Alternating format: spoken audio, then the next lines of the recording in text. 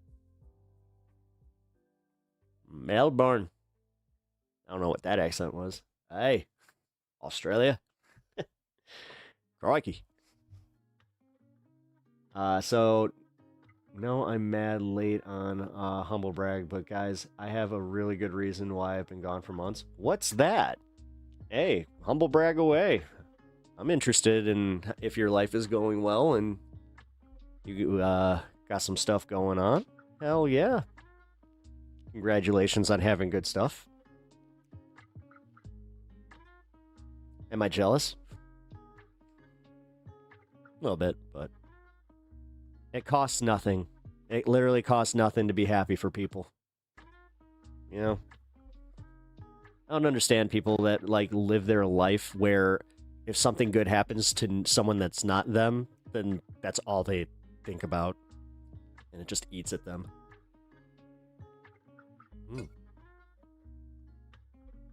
I canvassed like crazy.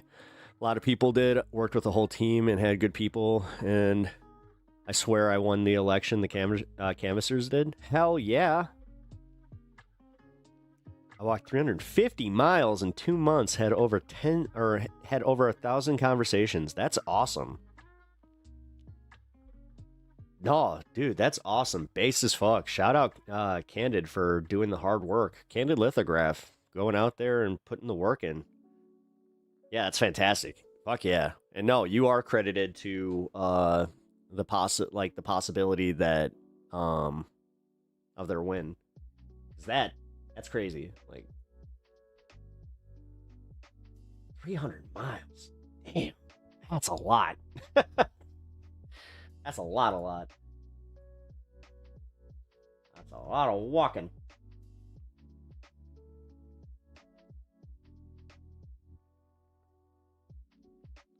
Oh, wait a minute. Did that really do that?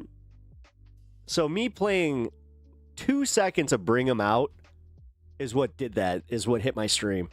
You gotta be kidding me. Oh, that's some bullshit.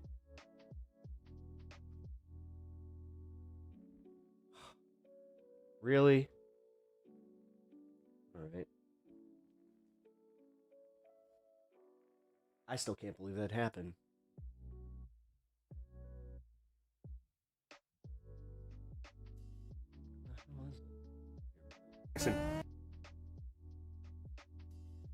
And before you guys say it, I do know that I'm doing a segment that the Surf Times already might have covered, because I saw that he did a video about the Canadian PSYOP. I found that video and I wanted to play it yesterday, but yes, this is what happens when you don't do that. Abolish music labels? Yes. In their current form, 1000%. The problem with that is there's too much independent music right now to actually go out there and really make it. Like, I was talking to Kirk about that, how on Spotify, like, there's more music dropped daily than there was like within a year, just like 20 years ago. So it's definitely it's over flooding the market, and then of course the incentives are so fucking all over the place. I feel bad for up and coming musicians, I really do. Again, shout out Kirk for his new single. I gotta say, it's one of my favorite ones. I did have a talk with them, just specifically where I'm like, hey man, you ever think about doing like your personal version where it's definitely like, you know, it's the lyrics that you need to get out, but then doing like maybe and I hate to say this because it makes me sound like really, really, kind of like one of those shithead managers, but I did kind of tell him, I'm like, hey, you thought about making this a little bit more commercially viable? Because it's like the music, like all the music is there, even like like his vocal styling, all of it. It's so good, but occasionally he'll say something where it's just like, are you talking about getting revenge on your girl like that? It's just like, damn, dude. Seems like this came from a deeply personal place, which usually is great, but I know that Sylvie, you had a similar critique where I was just like, yeah, you know what? I just let him know it. Doesn't mean that I do not like his music, because, yeah, I also appreciate, like, the deeply personal stuff. You know? Bye, Chad. I need some sleep. Have fun. Zombie Banana, it was great to see you. If I remember correctly, aren't you in Austria? Hey, wait a minute. You're in Austria. Can you give me 1 to 10 on my little German nihilistic accent? I am a character, but I want to know that I'm at least doing it respectfully. Yeah, I love everything about his music except the lyrics.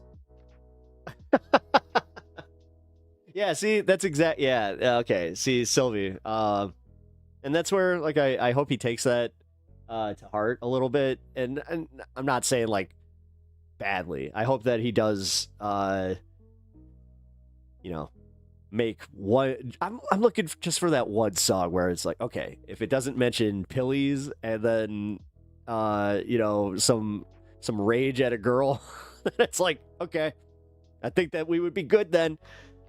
3 out of 10. It could be worse, but you have to go. You have to work at it. I was expecting a little bit like a 6, but okay. Okay. Nah, I appreciate that. Wait a minute, Candid. Wait, are you German? Are you German or Austrian? Because then I will take that a little bit more to heart. Cope laugh. 6 if I'm feeling generous. Okay, well, feel generous, damn it. Nah, I know he's just a goofy, I mean, dude, it's one of my impressions that I accidentally made, so. Candid, we're all sorry. Pat my grandpa's fluent German speaker. It's bad. Oh, hey! We got Ryan in here being not so nice. He is the potty pooper. I see how it is. I'm American, but I'm 1/3 Austrian and one... Oh, okay. Well. Yeah, I could see where you might have a little expertise in that. Oh, hey, look at that. Bye-bye. Nope. Nope, nope. Ban evader. Ja. Yeah. Oh, man. All right, so, guys, fuck it. We're going to just watch this. We're going to just go into it. I loved it. The Italian in me. Cheers on all attempts at imitation. Hell yeah. Oh, actually, my brother, he's going to be learning Italian. Looks like he's going to be moving there, which is crazy, dude. I'm very happy for him. But he's doing, like, missionary work, so.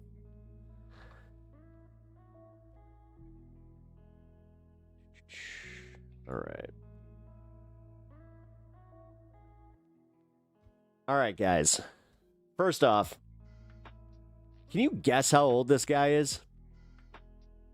Real quick, before I start this video, take a few guesses. If any of you are close, then I'll just play the video. But if none of you are even close, then 21?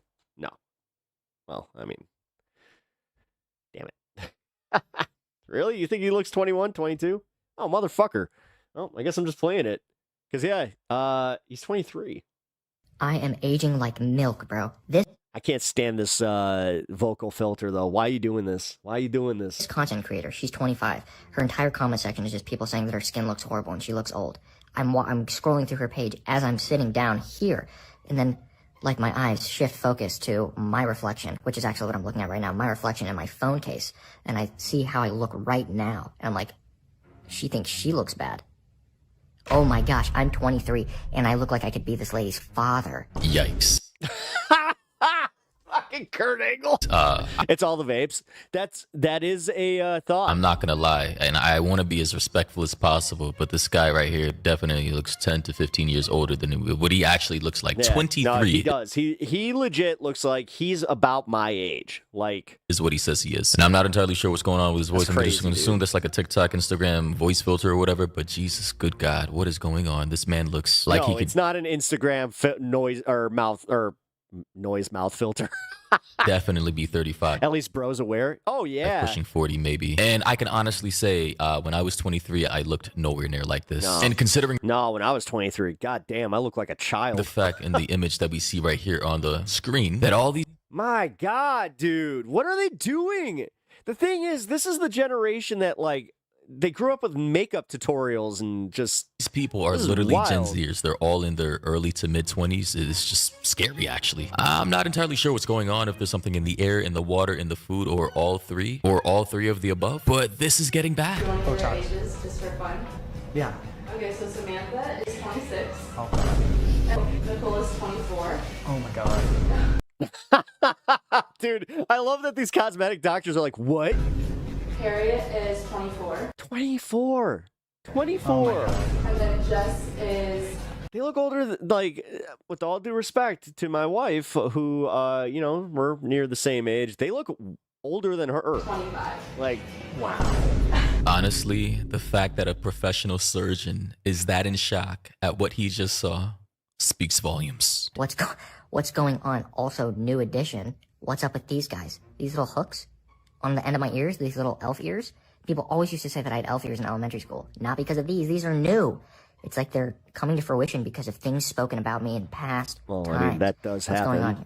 Anyway, wow, I'm 23 and I look like I have gray hair, just in this light. But Yeah, so some advice for this guy. Definitely grow out your hair. The short hair is definitely contributing to the fact that you're Yeah. already blonde and the sun is piercing your scalp, which is making it look so transparent and making you look like you're balder than you actually are. Also, possibly maybe gain some weight, get a nice skin Yeah, a little bit of weight on you. hair routine to, help with the fine lines and wrinkles. Guys, also wear sunscreen. I know there's this new trend, this new fad This is insane to me. This shit right here. where people want to sun gaze and they want to be in the sun for hours a day with a UV index of 9+, but just realize that is aging you rapidly. That is destroying your skin cells. That is potentially contributing to potential skin cancer. Like, yeah, sure, cool. The sun is good for you, depending on the pigmentation Oh my god, what are you doing? What are you doing? of your skin. An hour or two per day over the course of the day of sunlight is perfectly fine, but just staying for hours on end in the sun will definitely do more harm I know we make jokes here, but body dysmorphia needs to get the fuck out. than Yeah. good. Somebody in the comment section, though, said, I feel so bad. No. I'm literally just saying if he wanted to look a little bit younger specifically, like, yeah, he would need to fill out a little bit more. And that just means, Bad. I first thought, and I quote, no, you But then again, he could just have, you're right. He could just have genetics that don't makes, like, he could eat anything and just not gain weight. I, unfortunately, was like that. And my wife was also, is like look that. great, not old at all. Until you said you were 23. I don't even want to White people want to be brown so bad. I've never understood tanning. say what I thought. I've not like I actually like actively get mad when like I get the one arm that tans a little faster where it's just like, oh come on. Yikes. Well, Let's do see. you not realize how here's my old tan y'all line. motherfuckers over You see? like You 30 can kind of look? see it. So I'm almost 40. Yeah, see right here. It's like this dude looks like he. Yeah. We're in the same boat here, except you ain't got the salt and pepper. I'm almost 40 years old. But who cares how old we look? Like, why are we arguing? Well, I mean, this is just. Why do we care? God damn it! About this? Like, why Wait a can't minute, we I all was gonna just make an get excuse. along, have a good Because God damn it, I want to tell people how great I look at my late age. Fuck. time? Do I get tan or do I get red? I get red first and then I turn tan. Because there are way worse things that we could all be. But the problem is I also have like weird, so like my shoulders, for instance, I have like those sunspots that like, not all of my, I guess they're like white moles is kind of how I would equate them because like they don't get the They don't get burnt, and I have like essentially just like white spots all over my back. Piss off about. Agreed. But blame it on Gen Zers or the younger part of Gen Z, because they will literally, as soon as you turn 21, 22, 23, call Here, right here, he talks about what I was getting mad at. you unk. Literally, there's this new trend with What are you doing? the younger part of Gen Z calling people in their 20s unk. And not That's not because, you know, okay. they may have a sibling or a sister or brother who had a child, right? That type of uncle, right? Technically speaking, you're an uncle if one of your siblings have a baby. You could be an uncle at 12 or 13 years old. I was an uncle at 10. But no, they're actually using this term unk, which is shortened for uncle, as a slur to basically call you old. And honestly, this already tells me that when Gen Z all reach their 30s and 40s, there's going to be a hell of a lot of midlife crises out here, because apparently these people are afraid of aging. I feel like I'm the only Gen Z who knows like how bizarre y'all are when it comes to age. Like y'all are really weird about it. Like you really got 23-year-olds acting like a 28-year-old is old, and they'd be like, "Oh my God, you look so young." They're 28. Honestly, that's kind of where even Ryan, like here, that's why I was getting kind of mad at you, where it's just like, dude, I don't want to condescend to you as your elder, but fucking A, you're a child. Knock it off. Am I missing something? Like, what's wrong with my generation? Like, it is genuinely scaring me. Like even 18-year-olds to 20-year-olds, you guys act like they're fucking old. What is going on? I mean, we definitely contributed to that. And like I have personally, where I've done the thing where I'm like, I'm ancient. There's a lot of immaturity and arrested development going on for Gen Z, because like we're the a little millennial, a little bit generation where, trolling. especially if you were born after 2005, where you literally grew up with technology. You're iPad kids, right? You grew up with a fucking social media device at the tip of your fingers, and you grew up in a very superficial, shallow world where everything's like fast fashion, materialistic, focused on your looks. And you grew up in a society where nobody prepared you to grow up or become an If you're gonna do makeup tutorials, stop using filters. Seriously. adult. In fact, we live in My wife pointed that out, how like mad she gets when she sees makeup tutorials and they're using mad a filters. society where She's just like, why even do the makeup? Why? What a waste of time. I was like, that's true. people want to infantilize grown adults, 18, 19, 20, 21, calling them kids and children. Like, excuse me, by the time you're 16, you should be well on your way. Yeah, in my experience, we did this too. I think it's mostly just a thing that young people do. We all look like dinosaurs to them. To be preparing for college. Well, and this is where I'm like, this is kind of the natural progression where now I'm kind of realizing it, where I'm like, oh, I was an asshole for like going into my hockey games at 28 years old, especially in like rec league where I was playing with dudes that were like in like up to their 50s. Now I kind of get it, where they would like essentially yell at me, where they're just like, shut the fuck up with your, yeah, you're old, shut up. Or getting your first job, being on the road, driving, preparing yourself as a young man. I did get lucky though, because I did play, you know, like when I started in rec, a bunch of these dudes were telling me like, hey, don't make the mistake I did. And don't listen to these assholes that like make fun of you for wearing compression gear, because they have like these compression knee sock things that really do help you. And I had the ones that they called robo knees because they had like the metal frames inside of them. I wore them every single game since I started rec league, and I'm glad that I did. And or young lady for adults. Because now I'm at that age where I'm like, I'm sure I'd be feeling this a lot worse. That is the age when you're, I mean, I don't think unk is very derogatory. It feels like a lighthearted. let's be honest here. If you murder someone, unk is a compliment. Wait, I thought uncle was a compliment. Uncles are cool. You're going to jail, adult jail, prison. You're cooked. Also, believe it or not, the kids are trolling us. Don't fall for it. Whether you think it's good or bad, that wait, this is a PSYOP? Would typically be the age range for a lot of World War II vets who were sent off to fight for this country. The founding fathers were like in their early 20s, 20, 21, 22, 23. The people who founded this country. But the fact that now we live in a day and age where everybody's being infantilized and treated like genuine kids is probably contributing to the reason for why Gen Z is so weird about age and don't want to grow up and are afraid of getting older. What is going on? Like, why are you calling people in their 20s unks? Am I going crazy? Y'all are weird. It depends on the energy behind it. I have teenagers call me unk fairly often. Can only think of one time where some really young Roblox kid was trying hard to use it as an insult. Y'all are very, very weird. And yes, I play Roblox with kids with when my it comes kids. to age. Yeah, okay, so I've done my little diatribe on Roblox and how I do think that it is fucked up how that game has had how there's still no protections really. I will say that yeah, I'm glad that you play it with your kids, because that tells me that you are monitoring their whole Roblox thing. So good on you. Like honestly, like do you like is it like the mid ages? Like is it medieval time? Oh, we don't have that one. You get you turn 18 and get handed a rifle. So you guys really gonna die in your 30s? Y'all realize we live up to 100, right? I'll say. This is why I was getting a little pissy with you, Ryan, about that, where it's just like, you think you're not going to make it till 30? Like, come People on. think everything is old until they actually get to that age and realize, holy shit, I'm actually still trying to figure my life out. You know, a lot of people are in their mid-30s and still don't know what the hell they're doing with their own I'm like this guy.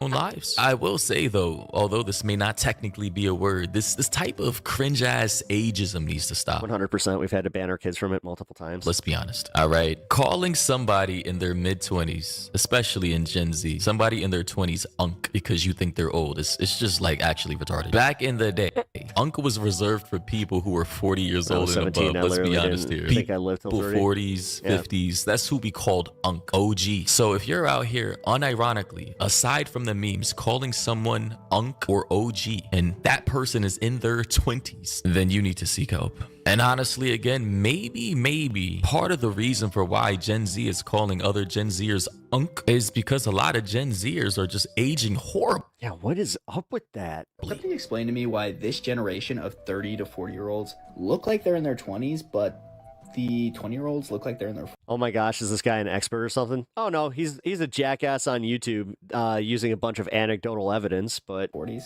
Is everyone gonna... I'm gonna just say for myself, again, like I've noticed this in my life where, yes, me and my friends tend to look a little bit better than the people that we meet that are just turning 30. It'll be okay. If you are of a generation that is watching the UV index like it's the stock market, y'all are gonna get burned. When you pair that with the misinformation that sunscreen causes cancer. Wait, was Charlie about that? He thinks that sunscreen causes cancer? Wait, what? Take a genius to figure out Jesus Christ, this RFK fucking world we live in. That you're going to age faster. UV exposure is undeniably one of the highest risks for premature aging. If you need further proof, look at this twin study. This twin, tanning. This twin, sun protection. Next theory is the vaping epidemic. Millennials there it is. Are the generation between cigarettes and vaping. We didn't put any of that into our bodies because smoking is absolutely going Bullshit. Most millennials I knew fucking smoked. to age you like milk. It breaks down collagen, it breaks down elastin, gives you smoker's lines, makes you look 10 times older. And would you believe me if I told you these people were in their 20s? More and more people are... Where are they from? Are starting to get Botox and filler at a younger age. And not only can that make us look weird, but it can also age us significantly. Whether or not millennials look younger and Gen Z looks older, I don't really know. The key message here is wear your freaking SPF, don't touch vaping or smoking with a 10-foot... We're guilty of vaping terribly in my house. Go easy on the Botox and filler. So ladies and gentlemen, you heard it from the dermatologist herself, or I think she's a cosmetic whatever, someone who does... You mean somebody that's an actual expert? Hold on. Going back to the guy in chat that was kind of saying like, what is this guy, an expert or something? I'm starting to think not. Just like chemical peels and whatnot. You heard it from her, all right?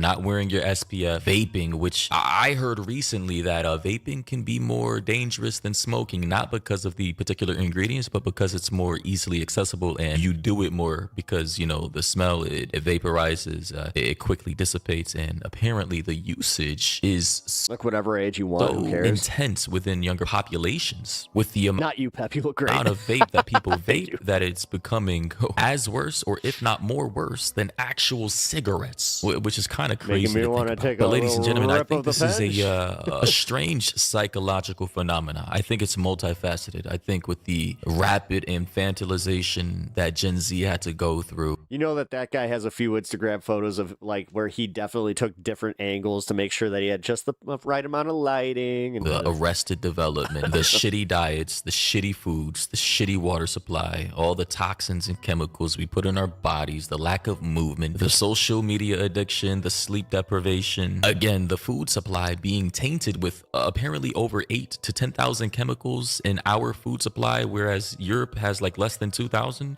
Yeah. And then on top of that, oh no, is this one of those guys that like you would do the actual classification of water to him and he'd be like, yeah, it's crazy how many chemicals they put in the water. Whoa. certain health gurus on YouTube telling people like to I mean, make no mistake, I think the original creator of this is a shithead. go outside without any sun protection because that's the masculine and manly thing to do. Listen, I fell for that trap a couple years ago, and boy, I tell you, by the end of the summer, the back of my neck was literally like peeling, like from sun damage. It was actually cracked. Legitimately, the skin on the back of my neck was cracked and peeling from the amount of sun damage it had. It was terrible. I never experienced Yeah, the way that he used the R word, he can definitely apply that to him. anything like that a day in my life. And also, I'm not sure about the exercise levels of Gen Z. I think Gen Z overall, in comparison to previous generations, are definitely less physically fit and less physically active, and less exercise contributes largely to the overall aging of your body. That in combination with a whole bunch of I can't really speak to this outside of my own anecdotes where it's like, yeah, I played hockey all the way, like, again, from my teens to, well, fuck, preteens to mid-30s. Cosmetic surgeries that some people in Gen Z get that do more harm than good. I mean, it's like a death by 1,000 cuts. So genuinely speaking, as a Gen Zer who grew up with inadequacies in my diet, social media addiction for a while, lack of physical movement, of which I've definitely completely turned around, as you can see here on my Instagram stories. Follow me on IG, by the way. I can tell you, wow, so I'm starting to think that this guy really cares. as a person who's been on both sides of these lifestyle changes, I'm like 1,000% more happy where I am right now than Yeah, I'll say this much though, because he had to do all that and like to get that build, it's unnatural and it's all going to settle, or he's just going to have to constantly do all that work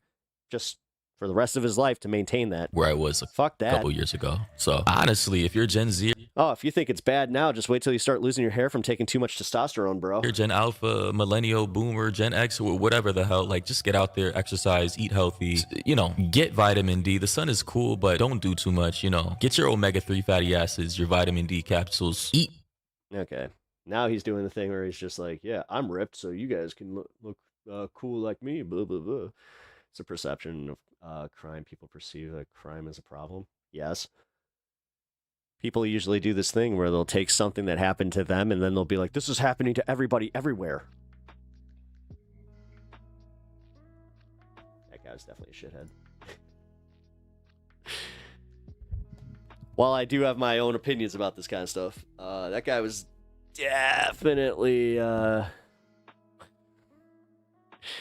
don't know. It seems like he's got a little bit more at stake there. He's judging because he is of that age, and he's like, I don't want to be lumped in with a bunch of these unhealthy Gen Zers. I want people to look at my gains and go like, look at him. He looks so good. Also, notice how he didn't do the thing where Instagram culture is a big deal, and how a lot of like his generation don't look like that. He took one viral moment and just went, whoa, look at yeah. This is where I'm gonna just totally shit on like what I was saying about how like I was agreeing with it for a second, where I'm just like, yeah, millennials totally do look better, but yeah, I'm sure there's a balance found somewhere, getting some sun but not too much. Like go for a walk, and if you're out in the sun for about you only need about 10 to 15 minutes. That's it. Not too much. Yeah. And also find shade. Shade is a big contributor to making sure that, the sun does not damage your skin. Sunscreen, another way to make sure that it doesn't damage your skin. Because like the way that he was talking about inactivity and all that bullshit, it's like, no, dude, I was a gamer. Like, even though I played hockey, yes, I was still, I to this day, I mean, all right, maybe I don't eat like crap. I like my fast food, but I don't eat it all the fucking time.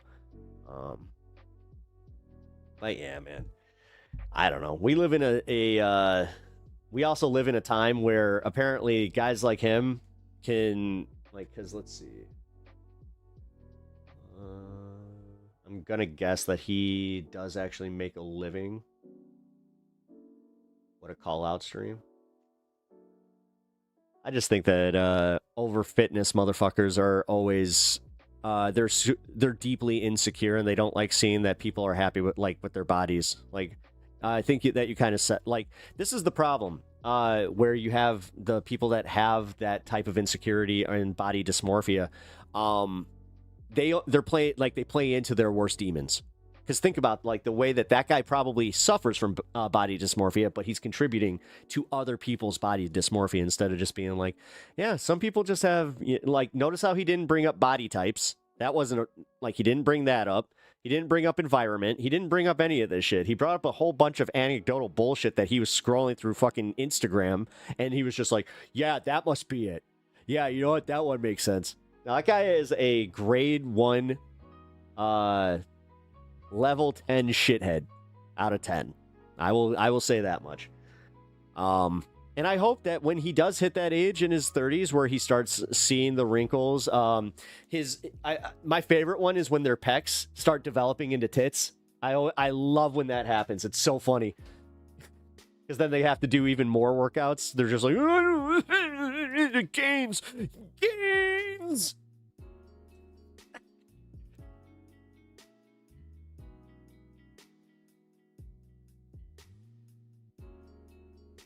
Think for yourself. People don't have to agree with everything you want to hear. Yeah. My country and county and several near me have some of the highest incarceration rates on the planet. Oh, no shit. You mean country or county? As someone who works in the sun most days, most hours of the day, Florida sun, sunscreen helps, electrolytes, hats, and neck visors. Oh, fuck yeah. Neck visors are a big one. People don't, like, he even said that, where he was just like, yeah, I had this really wicked sunburn. It peeled my skin, man. It's like, okay. You do realize that your skin does repair itself, right? You know, natural tanning is a thing. F it, I'm having fried chicken. Fuck yeah, have your fried chicken wings. You know what? Yeah. I don't mind. Like, I like having healthy meals. Actually, my lunch is a healthy meal. I'm going to have a chicken Caesar salad. I'm going to get that in a minute here. But, yeah, I'm probably going to have some garbage tonight. You know, I've been kind of debating it. Just realized I might eat a lot of chicken then. It's my one... Oh, wait a minute. It's Tuesday. Oh, pizza! Woo! I'm going to get pizza tonight. Those two articles are basically the whole picture. And that's, yeah. Again, the fact that he just used that one specific article about those 4 women, which, again, let's be real. Taco Tuesday. We have a pizza place near me that is a really good pizza place that does buy one, get one free pizzas on any pie. So, yeah, I think that I'm going to get me 2 medium pizzas. Let's see. What? I'll just do a plain cheese because I love me a good plain cheese. But, yeah, for my fun pizza, let's see. What would I do? Peppers. Gotta have peppers on there. Little onion. Ooh, Canadian bacon if they got it. I like Canadian bacon better than ham on a pizza. And I think that's it. I'm not really a toppings guy, man. I'm every time that I watch Home Alone and he does like the 1 cheese pizza just for me. It's just like Pepperonis give Pep heartburn. I'm at that age. Since we're talking about age and stuff that starts fucking with you, yeah, pepperoni gives me the bad heartburn. It basically just show that we have almost as high incarceration rate as Rwanda or El Salvador. Oh shit! All the toppings? Nah, too many toppings. I can't do that. Because we got a place that does like the garbage pizza. Don't like it. Yeah, I really don't like it. I don't like olives. I know. Sorry for my olive crew out there. I know that some people love them. My wife absolutely loves olives. Just not big into them. I think it's a texture thing. I really do. But let's see. Is there anything that I'm missing? Oh, sausage. Sorry, I actually pulled up the menu. I like up to 5. Anything past 5 is a bit much. It is, but it's the Buddhist pizza order. Make me one with everything. Yeah, I think I agree though.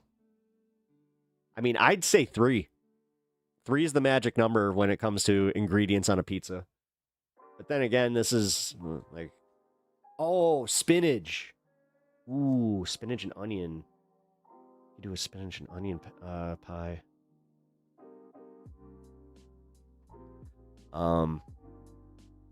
I like vegetables though. Like I don't know. I'm one of those weird kids that like my mom would be very, very proud of me, and she was very proud of me for having the diet that I grew into.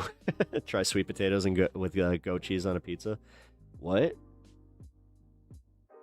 Oh, I do hot sauce on almost every pizza I eat though. Dare I mention pineapple? It has to be thin slice. I don't mind if it's the circular slices and they're thin. They have to be like damn near paper thin. That I will do. But if you put chunks of pineapple on a pizza, fuck you. Red sauce all day. Red sauce all day, even though it gives me, again, it contributes to the heartburn. But yeah, I don't know, man. White sauce on a pizza just doesn't taste right. I don't know. Maybe I'm weird like that, but yeah, I like the bell peppers, but then you put a few hot peppers. Ooh, yeah. Ooh. Get some hot peppers on there. Ooh, yeah, just a little bit. Don't want to kill the pizza, but man. I just got excited for that, by the way. I'm just like, yes, go have some pizza tonight. Fuck yeah. All right, so that was fun. Even though that guy was a grade A shithead. I know I keep saying that. He has 185K people that watch that. Oy. That's nuts. Hey, Good Morning Comrade's on. Hell yeah. I actually will be doing a Good Morning Comrade coming up here. Been in talks with the crew and looking forward to it. I want to change my pepper guess to 25. New guess? Okay. Okie dokie. As I said, until the guesses are closed, I will allow any of you to change your guess. And I do, as I said, if you guys have not guessed already, please consider guessing how many peppers did Pep pick. Because, yeah, guys, I'm telling you, that merch is going to be fire. I hope that, what I accomplish with my merch is that people will see, the design and just be like, what the hell is that? And then they come check out the channel. And then, very worst case, you guys got some bomb-ass shirts that are just like, hey, that's pretty cool. I have to say, the pass to the left, fucking solid. It was, man, simple, but fucking A, just perfect. When do the results come out? Next stream? Okay, so I know that I said Wednesday, tomorrow. So you see how there's 2 on the bottom there? I need a few more to start dropping because, yeah, that means that the brine is working. But I do not want to remove them from the pickling process too soon, because that could ruin the entire thing. So, I think the official drawing. Let's see. I started these last, what, Monday? No, that's not right. Where's my, I put it on my calendar. Hold on. Bated breath.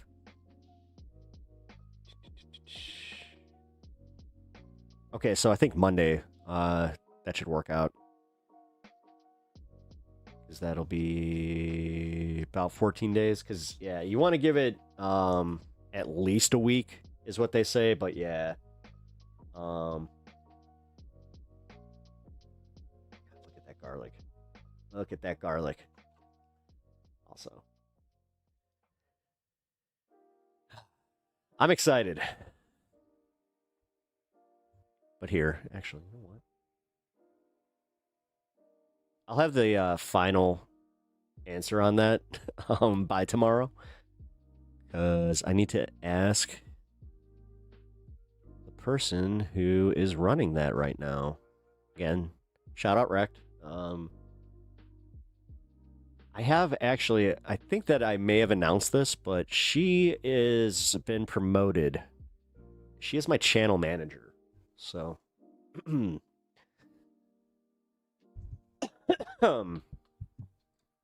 lucky to have that, though. Just sucks that she's like, yeah, I can't really help with the editing process. I was like, trust me, she already does so much for this channel that, yeah, I wouldn't even put that on her.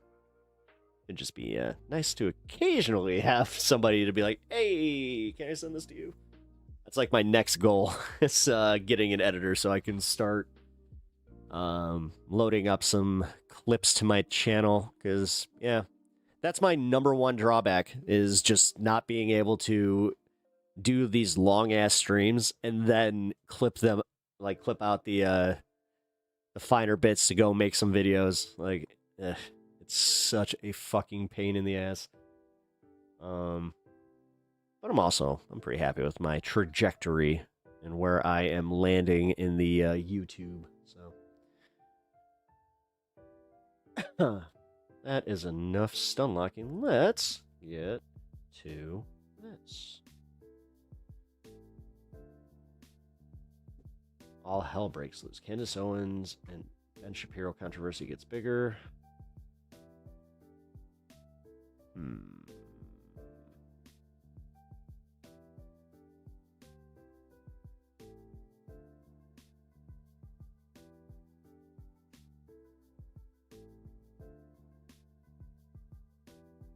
Sean Duffy. Yeah, no, I can already tell you that. Oh, here we go. I'm Atra Al-Nashar. I was about to say, please tell me this is not mono. I say 19 now. Okay. Washington. President Trump doubling down on his pledge to send low and middle income Americans $2,000 dividends using tariff revenue. It's a tall promise and one that government budget experts say would require 2 years of tariffs to pay for. President Trump wants to send Americans direct payments. It's not technically a stimulus check like the one sent out during the pandemic. Instead, giving Americans a share of revenue generated by tariffs. We're going to issue a dividend. You mean money that you took from us? Middle income people and lower income people of about $2,000. The president would not be able to do this on his own. It will have to be passed by Congress, but the reality is just this, that because of Biden's inflation, which averaged 5% over 4 years, that people on average lost about $3,400 in purchasing power, and they've gained about $1,200 this year, but there's still room to go. What are you talking about? Dude, based on the tariff math, no, we lost 1,200 there.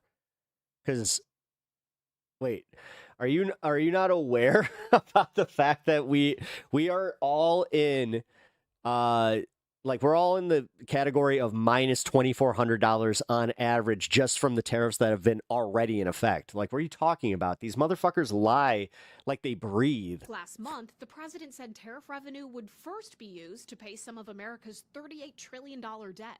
number one, we're paying down debt because people have allowed the debt to go crazy. When we studied the matter in the summer, that we thought that deficit reduction might be the best use of those monies, but we've had a big surge in tax revenues. You've seen even a bit surplus in the latest monthly Treasury report. Experts at the Nonpartisan Committee for a Responsible Federal Budget say this doesn't add up. The reality is we have surpluses in tax collection months. So we have surpluses in April, we have surpluses in September. Overall, there's no surge in revenue, and what we're seeing is deficits are still trucking along at about $2 trillion a year.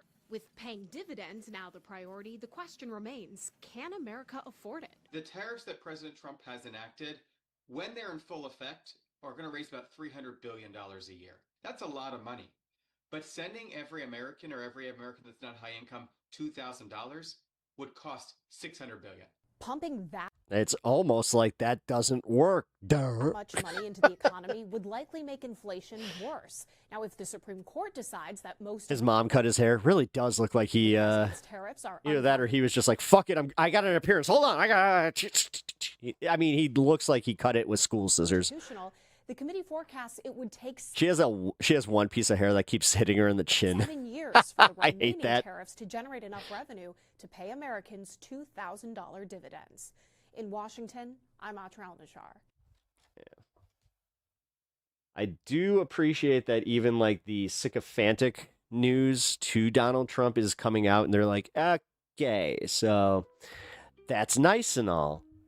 But there's this thing called math that when we do it, it doesn't add up. And they're saying, you know, fake news, bad math. It's like, math is math. Math is the one thing that does not lie. That's the nice part about numbers. I had a mathematician, or this might even been, I had a mathematician. I think this is from a movie where a mathematician said, you know what I like about numbers? They can't lie to you. I do remember that stuck. Is trying to save the holiday image. They want people to have a typical Black Friday and Christmas as their vision of bread and circus. It is. No, that's totally what it is. That's why, again, you have Chuck Schumer that's like, no, we cannot have airport disruptions because the holidays are coming. The holidays are coming. And then the same thing with, Trump just being like, you know what? Don't worry about it. You guys are going to get $2,000. Don't know when, don't know where, but you're going to get it. I learned from Mean Girls that math is the same in every country. Also, oh my God, is that where I learned it? You know what? Let's, God forbid the average person have to have their vacation interrupted. Yeah, right. Have you seen how Americans react to being inconvenienced? Wait a minute. Is this now just news to you guys? Sorry.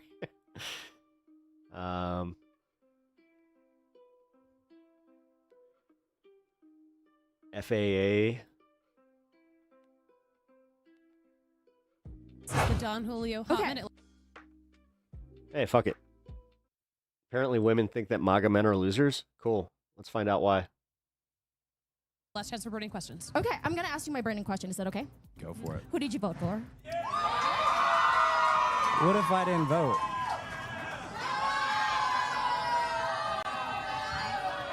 Well. I honestly, I am not involved in politics. I'm not sitting here saying I voted. Okay. I'm not going to sit here say I voted. Red I didn't flags vote. all around. I'm sorry, but like that, how the dudes are just that like, is not yeah, a woo, based. big thing in my life, and Well- that is nothing against you and No, what you I think. don't think that's against me at all. At all, But and if that's something you're passionate about or feel a certain way. I'm not passionate about politics. I'm passionate about having rights. So I'm a person of color from an immigrant family. Like, I'm a first-gen immigrant, so Man, I feel bad for all the women out here that have nothing but fuckboys to fucking date. somebody who is my Ugh. partner, I would like to have that conversation. I am open to starting that conversation. Your past doesn't define you. I thought we had a good time. I definitely am a little concerned that you didn't vote, though. After hearing that, was a little I concerned. may have just said that. I was a little concerned. I was like, this was a big one. I voted. Looks like a cringe fest. Oh, fuck yeah. You voted. You did vote. Yes, but I don't make that. It's not a part of me. So you lied. I didn't lie. I did say to her, I said... No, you lied. You straight up lied. You said you didn't vote. No. Because you know. Oh, my brother in Tim Pool with your beanie. I did vote, but I just... Just be honest, you dimwit. I mean, again, this is Kick not flip. a big part of my life. Like, I do not... Like, I I understand that. if it's big for you. I understand that. But, like, I just... So I'm just not, yeah. just say it. I get Just that. say it. Can we ask who you voted for? I mean, I just feel like that's a little personal, a little That's fair. aggressive. That's fair. Um, If you want to keep it to yourself, that's No, your yeah, I am, and but no, it's not a big part of me. I don't feel like wasting my time and energy in something that I cannot can control. So I just don't go there. Date Night Pod is back again, showcasing how hard it has been for so many women to date in this climate. Tell me, what are some of those red flags? They have strong values. I'm Republican. Conservative, yeah. Conservative values, Christian values. Okay. Very important. Woo! Oh, I do love me some Pop the Balloon. Hey, how's that work for you? Yeah, conservative values, huh? How's that working? Traditional. We did have some broken hearts, so let's go right down and... My guy, what you're saying here is you want control of a woman, not to be their partner in life. Trust me, there is a lot more here. Dating in Denver update. My date last night. It was an incredible date until the very end when he told me that he voted for Donald Trump in the latest election, but not the first two. I was like, I'm so sorry. You went from Clinton to Biden to Trump? How? I've never heard of anyone doing that. One, two. But then we got in like a really heated political debate, and it was like actually kind of hot.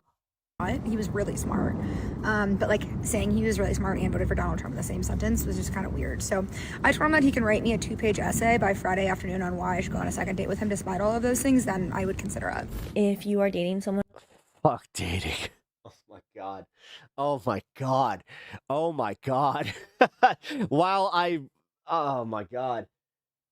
I'm glad that she at least had the wherewithal, but holy fuck, what? And they voted for Trump. What are you doing? I've seen so many posts on my Instagram or on TikTok being going to vote to cancel out my boyfriend's vote, and it's baby girl, dump him. I don't know. Can you see this? Dump him. What are you doing? What do you mean? You're with a man that voted against your own rights? Running in all? No. Baby girl, dump him. Okay. That is baby girl. Stop giving. Jesus Christ.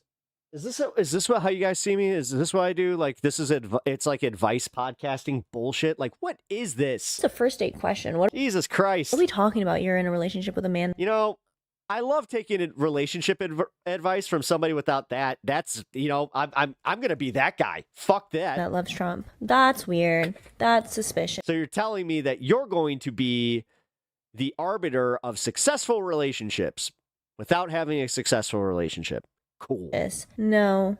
A straight white dude that likes Trump, but is only Single life ain't bad. No shit. After watching this, like being fucking in the closet. Christ. Because it's like they're gonna ask you about it eventually, and you have to say what we all say, which is I don't really follow politics, but like there's levels to this, man. You got to be discreet. You got to be.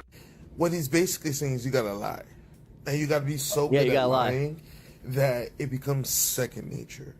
And the reason why I tell people this, right? It's so easy to go online and look up people's voting history and knowing exactly their political position.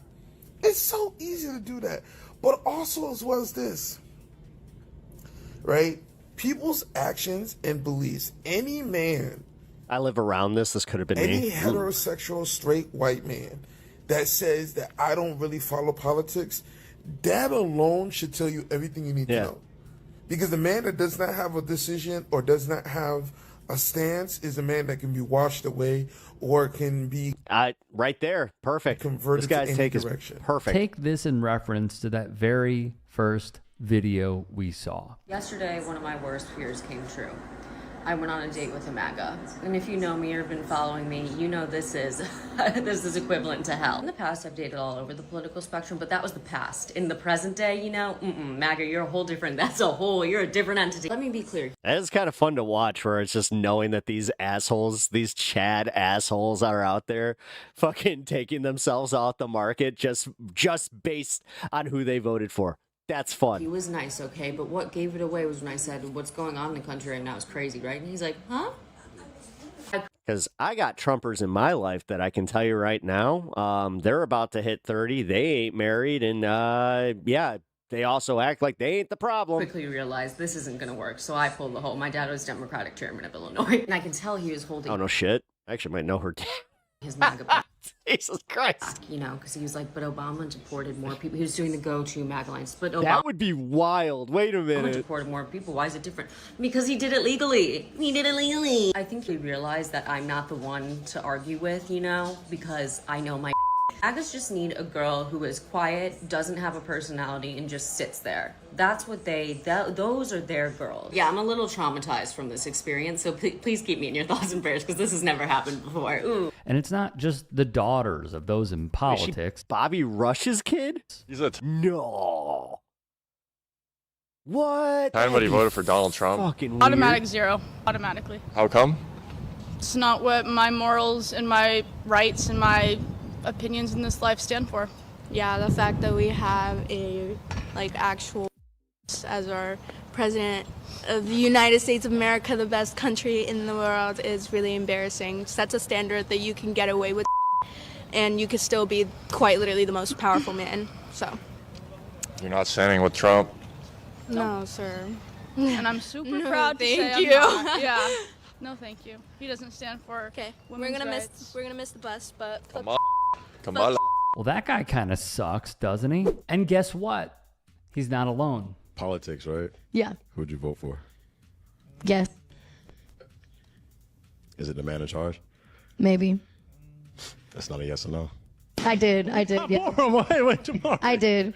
Hold on, I will gotta be block very this. honest with you. I absolutely guys. did. Because, yes, some of the baddies out there are in support of a dude who seems highly likely to be in the Epstein files. On this one, Let's go ahead and ask your first question. Okay, who did you vote for? Bitch. I voted for Kamala. Thank God. That is a great answer. dude mispronounced Harris's name. That needs further examination. Shut up. Shut up. Rick, you're from Chicago, dude. Like, I hate that. I hate it. I can't stand the whole, like, can you at least pronounce it right? Like, he didn't say that with any fucking malice. Right there, guys. We're going to be reading a Politico article about this type of shit, where it's just like, it's almost like when you focus on that, immediately people tend to tune out, and it will also get the normies just going like, oh, so you think I'm a bad person because I can't fucking pronounce something right? Go fuck yourselves. I'm not even going to entertain this. Like, why would I want to entertain that when it's like, oh, that's what you're focused on, instead of actually, providing me with some ideas and some, counter narratives to what I'm experiencing, if I'm a MAGA man, or if I'm just a centrist dude that doesn't fucking really pay attention to politics, and that's what you hit him with, is just like, you said Kamala wrong. It's like, huh? In my opinion. And in case you missed it, Can I ask you who you voted for? That's a tough question. That's a yes from both of you. Oh. Oof. Look at all of these lovely people. Mm-hmm. Oof. I'm scared. Is that going to be the out for me? Uh-huh. Yeah, okay. Yeah. Well. That's going to be it. All right. And that's all she wrote. All right, go watch your Charlie Kirk videos. Give it up for Matt, everybody. Why do they even bother going on these shows? Because they are lonely, and they think way more of themselves than they should. That's also part of the problem when I hear like a woman just like, I just like a dude who has confidence. It's like, okay, confidence is great and all, but if that's all he's rocking, and that's what's attracting you, then you deserve each other. Thanks for shooting your shot, buddy. Good luck. Great hair. Wow. He's going back to God's country. By the way, Date Night Pod is a show you should absolutely. Yeah, no, I plan on watching Date Night Pod, especially because it doesn't look like I'm getting hit from this, but we'll see. Follow on TikTok and subscribe to on YouTube because they are dropping gems like crazy. Final questions. This is your opportunity. Oh my God. One of those comments says both are libs. Both are what? I saw libs. Oh, liberal. Oh, Yeah. are we gonna go in the voting contest? Maybe. Are you liberal? I I don't know. think we should talk about this. I actually got in the car. Yeah, send I it. will tell you, Send it. I didn't vote for what's going on in our country right now. Oh, okay. All right. Okay.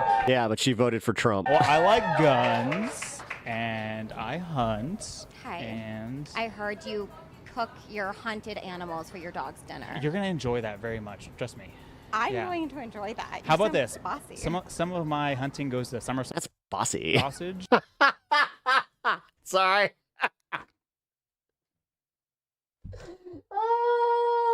And it makes great cheese Oh my boards, God. so- Back to Bandit's comment about being single. Man, after watching this shit as a married man, I will just say this much: wow, it does not seem like that's just wow. That's what you're going to do with our This last is making me look at dating and just like no. final minute?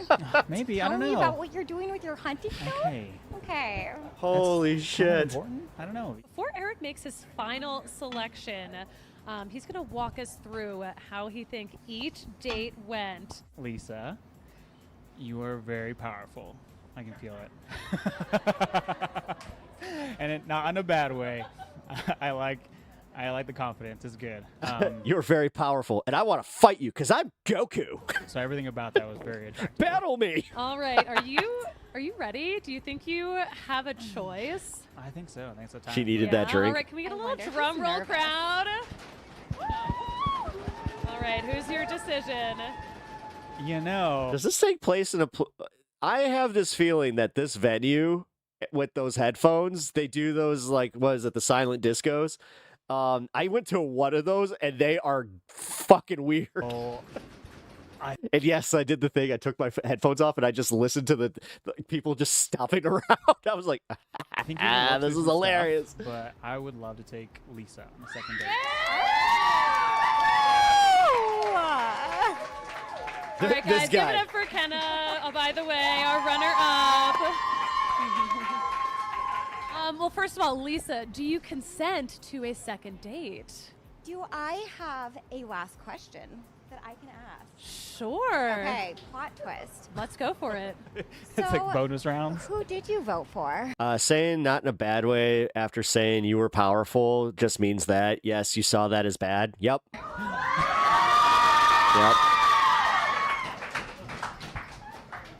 I voted for the Trump cabinet. But with that comes a lot of things, like a cabinet that has A cabinet? I can't! Oh, I'm so glad that women are actually like politically astute enough to hear this shit and just be like, fuck this guy.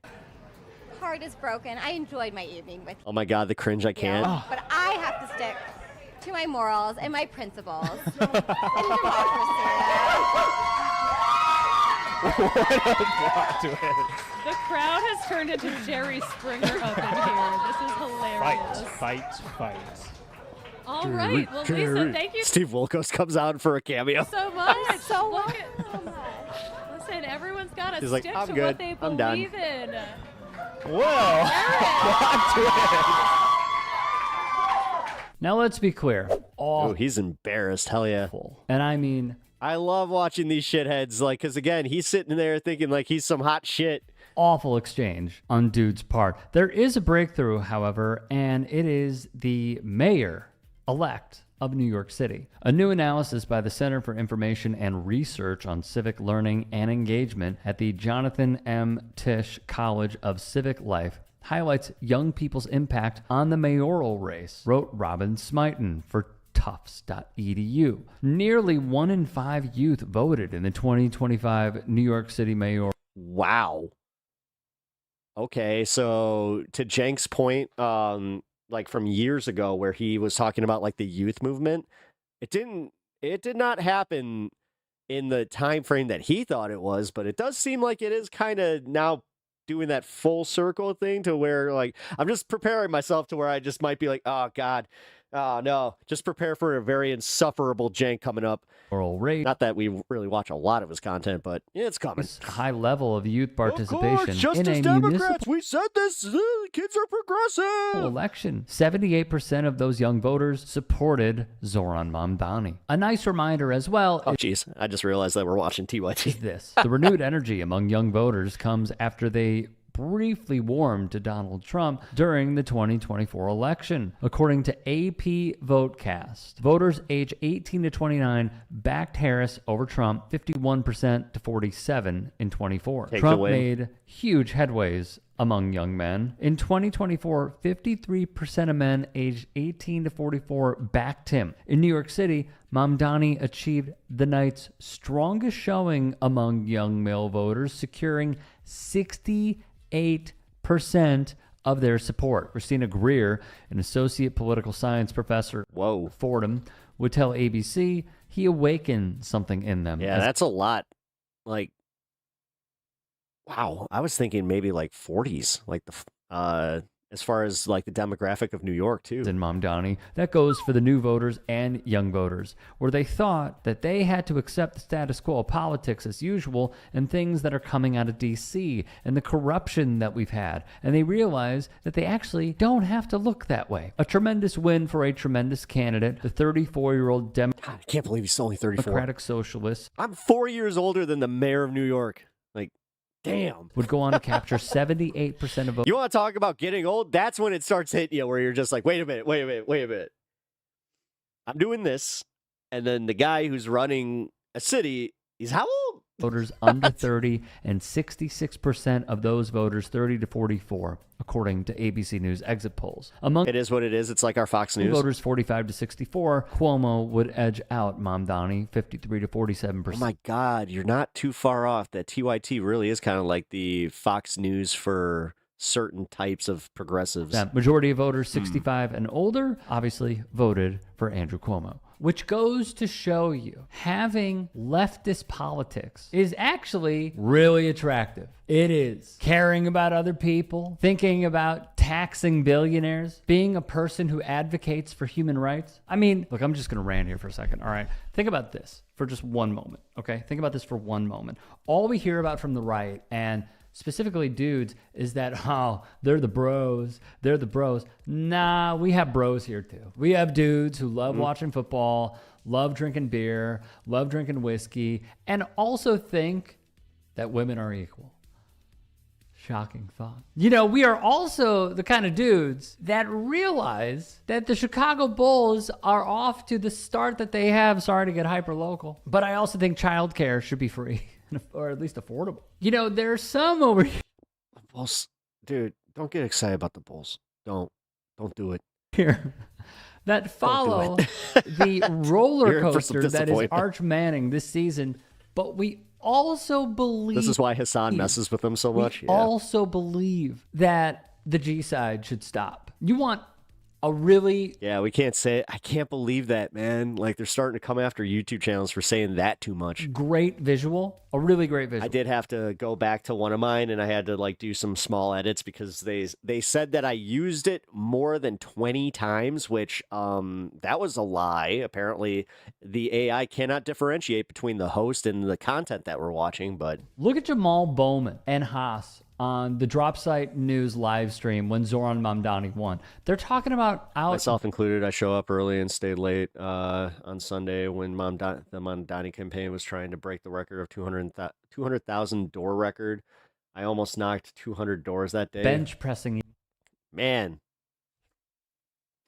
Each other, man. When I'm scrolling on TikTok and I see all of these dudes. Someone said Noise was cringe. I'm like, fucking okay, fine. Then I'm still going to say it and you can be cringed out. Cool. Who are leftists. Because I advocate going to the gym it's the same with Cool Beans. You're not taking that from me. 4 times a week.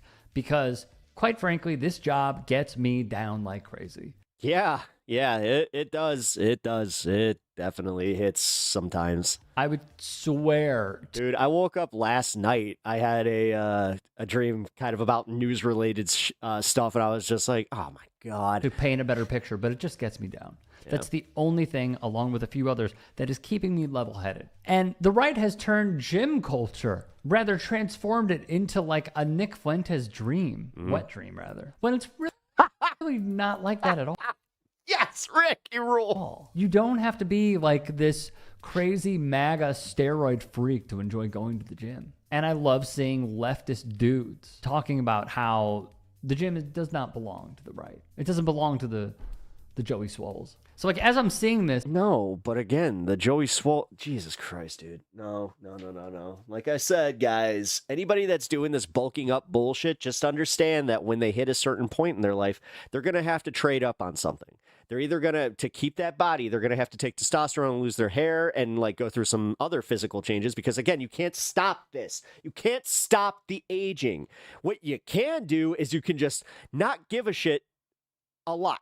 Like, I think personally, if going back to the last video and the topic, this has a lot to do with smoking, like smoking herb. Like the certain herb definitely relaxes your nerves, it relaxes your muscles, it relaxes everything. I'm thinking that might have something to do with it.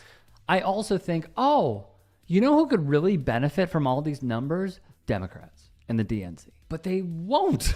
And they don't. They don't care. They showed you. They actually spent money to defeat Zoran Mamdani, and they lost. So I am telling you, and I've been...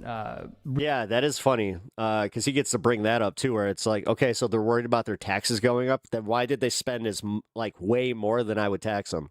Like, do you guys start to understand that they're full of shit? Reposting. And also that, legitimately, like, why? Why do they care so fucking much when it does? They would, honest to God, if they didn't even look at the bill, if they didn't hear this from the news, then they would just be like, okay. Some candidates as well. There is a socialist that is running in Wisconsin. There are a few socialists that are running across the country. One is hoping to unseat Richie Torres. That would be amazing. You want to reach young men, Democrats? Follow this playbook, or else... I mean, keep doing what you're doing and losing elections. Yeah, actually, here. That plays into this. We'll just go right into it. So I had seen this guy's comedy like once or twice. He is blown the fuck up, apparently. Because here we are. Politico is talking about this. So this comedian just showed Democrats how to solve their messaging problem. Now, we're going to read this and we're going to see how much we either truly agree or we want to tear this author a new asshole. Because I'm starting to think that, I don't know, man, like the second that I'm hearing like the messaging problem with the Democrats, it's like, okay, I agree with that. And I've been how many times on this show have I said the Democrats have a messaging problem, specifically a marketing problem, and the left even. But let's see if there's anything to take away from this. We're going to do a cold read on this. There's something about the term sex worker that just feels belabored. Gianmarco Soresi tells me it's longer than hooker or prostitute. This was a quote from an article, so if YouTube transcript wants to try and hit me with that, I am reading Politico. Perhaps unsurprisingly, this subject never came up while I was writing speeches in the Obama White House. Oh, God. So this guy was right there with, what's his fuck from, not Last Pot on the Left. Oh, my God. The Milquetoast Gang. I forgot their names. Perhaps also unsurprisingly, Soresi is not a political operative. He's a comedian, which, wait a minute. So... just based on that logic then, so we're not going to call Joe Rogan and Andrew Schultz or Theo Vaughn political operatives anymore. We're going to are we back to just saying that these are comedians that have political opinions? Because like I said, there was something that was kind of bugging me about that, where it's like, you do realize at some point we were not only pushing them to like a self-fulfilling prophecy there, but we also did make it very like we have no charity to these people to just be like, you are just a bunch of shithead comedians that had some bad political takes. But here we are. All right, he's a comedian whose recent self-produced special, Thief of Joy, which I did talk about the whole self-produced special thing on YouTube, boasts more than 2.8 million, YouTube views and a glowing review from the New York Times. New York Times is still reviewing comedy? Oh, shit. Still, Saresi and I are both professional word people.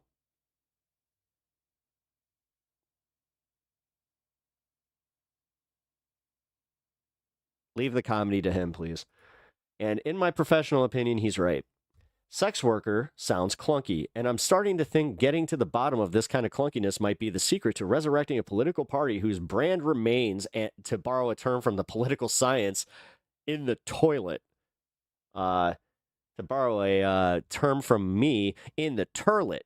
Pod Save America. Pod Save. Thank you. Yeah. The John Favreau. Just because I happen to know his name because of the other John Favreau, who, let's argue, is way more famous and did better things. You know, he directed Iron Man and other good movies-ish. But either way. Saresi, 37. Nice. Oh, wait. I skipped a sentence or a paragraph here. An unfathomable amount of digital ink has been spilled on how Democrats should drive a message in the age of Trump. I know this in part because I've spilled some of it myself. Yet, if I were to recommend just one piece of work on the subject, it wouldn't be a paragraph from the DNC autopsy, an interview with an elected official, or sadly, my own mandatory former staffer Substack. Instead, I tell them to watch a 30-second joke from Saresi's hour-long stand-up special, which is otherwise devoted to divorced parents, the perils of being a grown-up theater kid, and the comic's regrettable tattoo. Ugh. I appreciate people that like my comedy and all, but this is a little glazy. Saresi, 37, possesses an incredibly common kind of internet fame. You've either never heard of him or you've seen him absolutely everywhere. That's internet fame. I started following him on Instagram about 18 months ago, and today my feed is flooded with his clips. That's how this works. That's how this works. Wait a minute. Oh my God. Welcome to the algorithm. Are you 80? The fuck? Crowd work, podcasts, late night appearances, hits on MSNBC and CNN. Like the moment most media savvy most media-savvy politicians, Saresi courts mainstream outlets, but doesn't need them. Comics once announced that their star had risen by signing a deal for an HBO special. Today, they announced their arrival by being constantly on your phone. Unk. This is an unk-ass take. I mean, no, this is Grandpa, dude. Like, what the fuck? Yes, did you know that technically you're on your phone now? We used to watch HBO specials. Yeah. Okay. Saresi isn't a political comedian, but he wears his left-leaning heart on his sleeve. He recently headlined a Zoran Mondani speech, so he's a political comedian. Again, I can't stand when people are so fucking disingenuous in their framing of shit. Now, I'm not perfectly aware of this guy and how he thinks of, the Trump comedians, but I'm going to go out on a limb and at least hold him to the standard of all the other fucking internet bullshit that we watch here that has 100% done that. Fuck.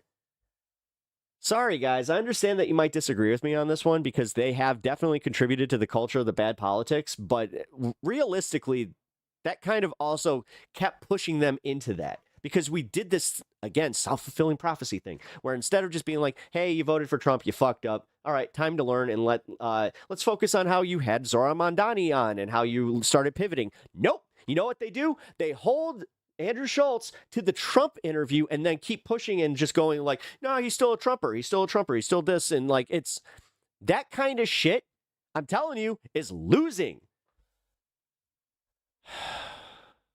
All right, Ceresi isn't a political comedian, but he wears his left-leaning heart on his sleeve. He recently headlined a Zohran Mamdani rally. His audiences tend to be equally progressive.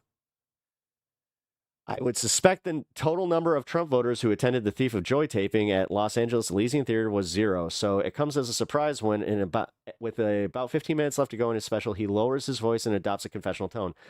I have a joke that I'm going to say later, and that joke uses the term illegal immigrant. He pauses to let that fact sink in. And listen, I've had progressive friends who have pulled me aside and said, hey, you should really reconsider that. It's a hurtful phrase. It implies that someone's existence is illegal. And I listened to them. And I'm not an asshole about this stuff. I went around the country in Canada and Australia using the term undocumented immigrant. And you know what happened? Stop getting laughs. So I had to go back to my progressive friends and be like, I'm sorry, unlike you guys, I have to win the popular vote.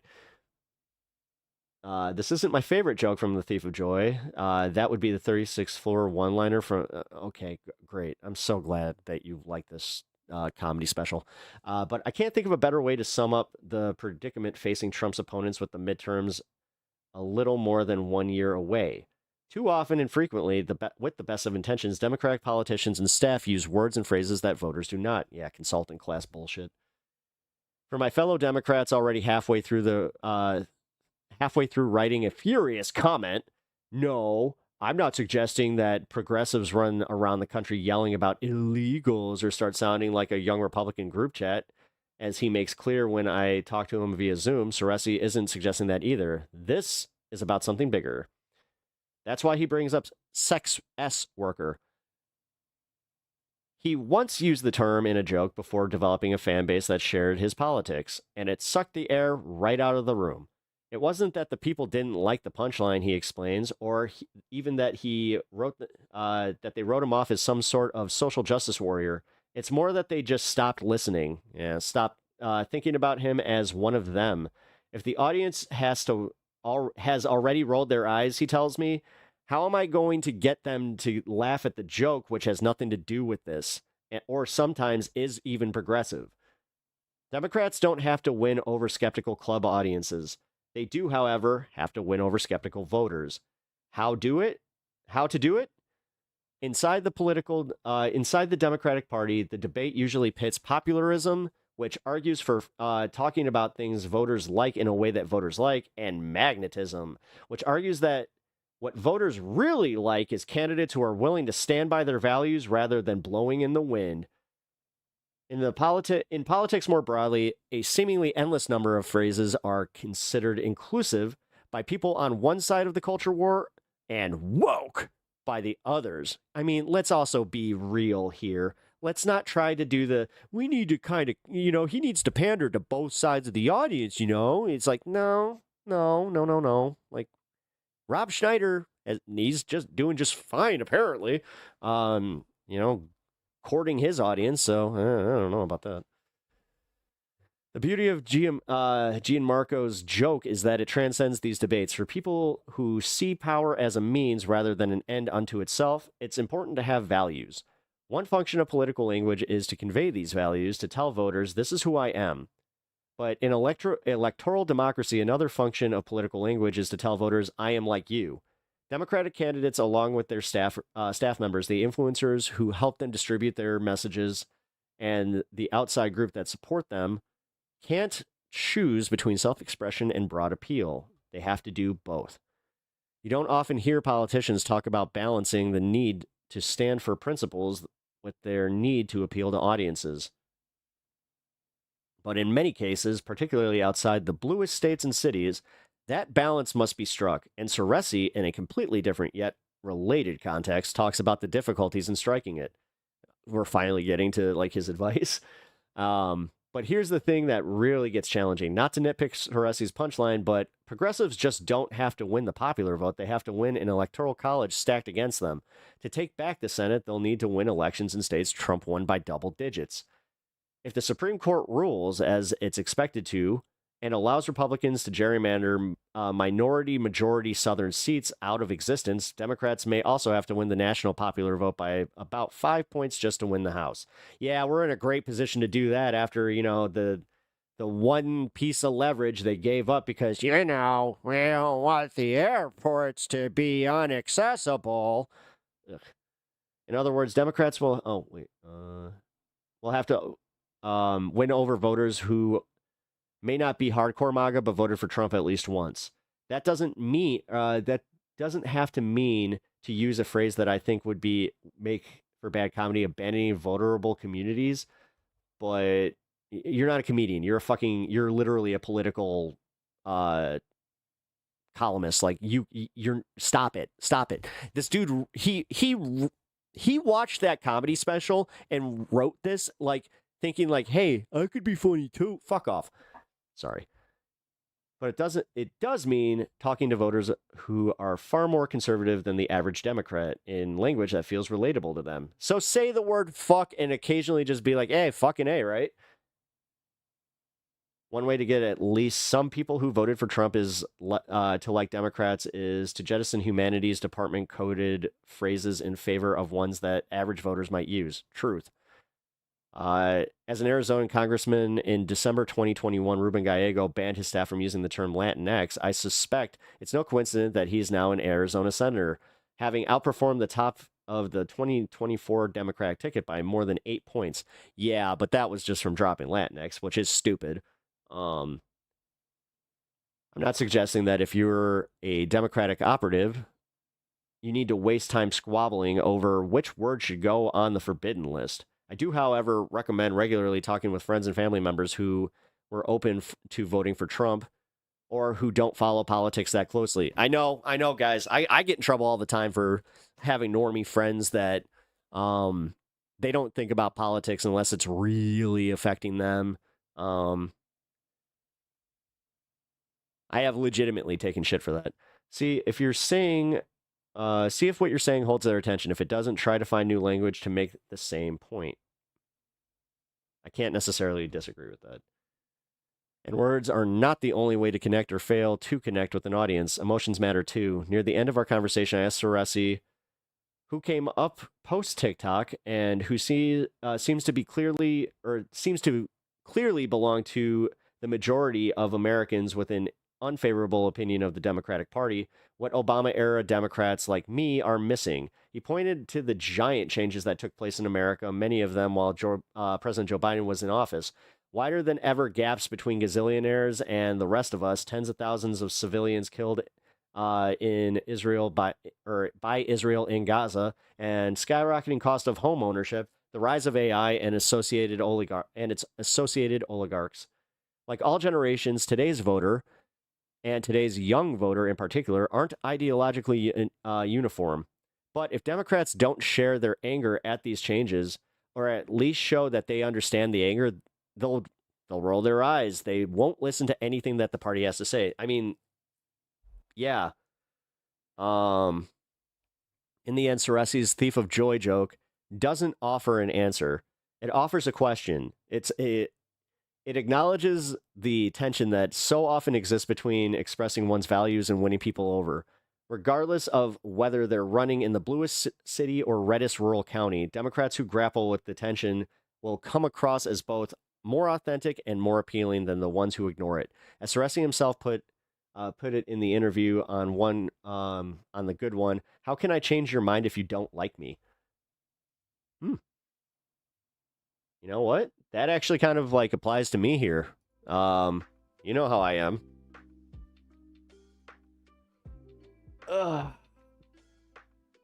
This also kind of like flies in the face of those assholes that come here and they're just like, oh, are you changing the world? You know, with your little podcast here. The biggest impact I've felt just the last 24 hours is the normie canvassers I worked with who have called me saying that they won't come out the next time. Really? That sucks. The author is just a little bit out of touch. Yeah, no, he really does seem out of touch. That's why I'm not trying to be like mean, but he does kind of strike me as like boomer pilled. Because of Spanberger. Really? Abigail Spanberger was the one that did it? I don't know, guys. Like, fine. because like that honestly scares me. Where it's like if they can lose their like all of it just based on Spamberger being a little bit more centrist than they wanted, then we're fucked. We're totally fucked. I'm going to tell you that right now, because we're not going to get all the Democratic Socialist candidates that we want, and we're going to have to fucking eat a lot of crow to get to a position where we can even start moving the fucking needle in our own politics. Like, it really sucks. Man's needed to get his paycheck for writing an article. Yeah. But I'm just saying, like, that shit really, that's what worries me. Once Trump is gone, half our fighters are gone. That is true. It does kind of seem that way. All right, so I have got to eat some lunch. Oh, no, it is. We are literally 1 minute away from. All right, so maybe I'll wait a few minutes. Yeah, we'll do one more segment, and then I'll get my lunch and bring it on down. But what I heard is that independents feel like Democrats were holding the shutdown to win the election, and it looks duplicitous to end it right after a landslide. Yeah, no, I'm telling you right now, like, they needed to keep going. Like, again, the principle. But the principle's not there where you didn't get what you, like, you said you were going to fight for healthcare. You gave up that fight. Yeah. Principles.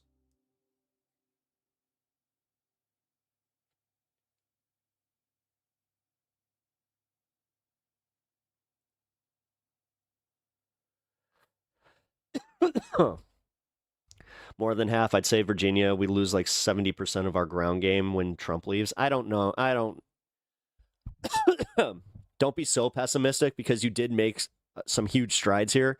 The problem is you need to like pressure Spamberger's campaign or whoever you need to pressure her office to actually do a good fucking job.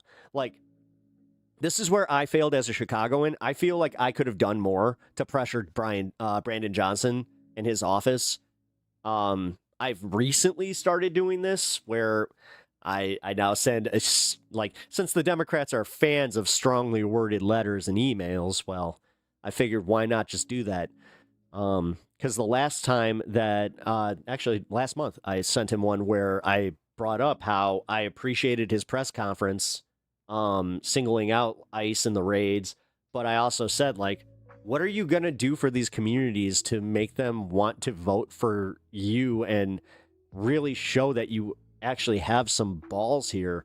Yeah, still awaiting a response on that one. To be fair,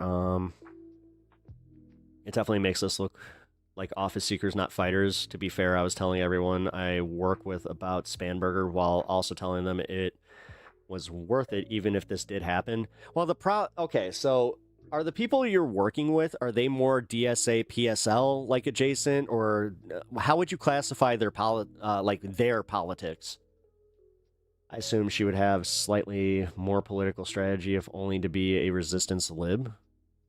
I mean, dude, she's not even in office and she had one bad opinion about agreeing with the shutdown fucking ending, which honestly, it was gonna end.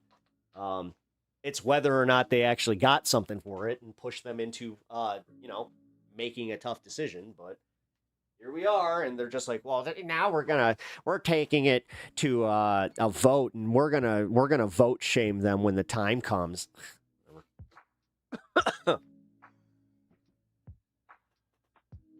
God, no, they are like Trump supporters except wrong race. Okay. Okie dokie. Well,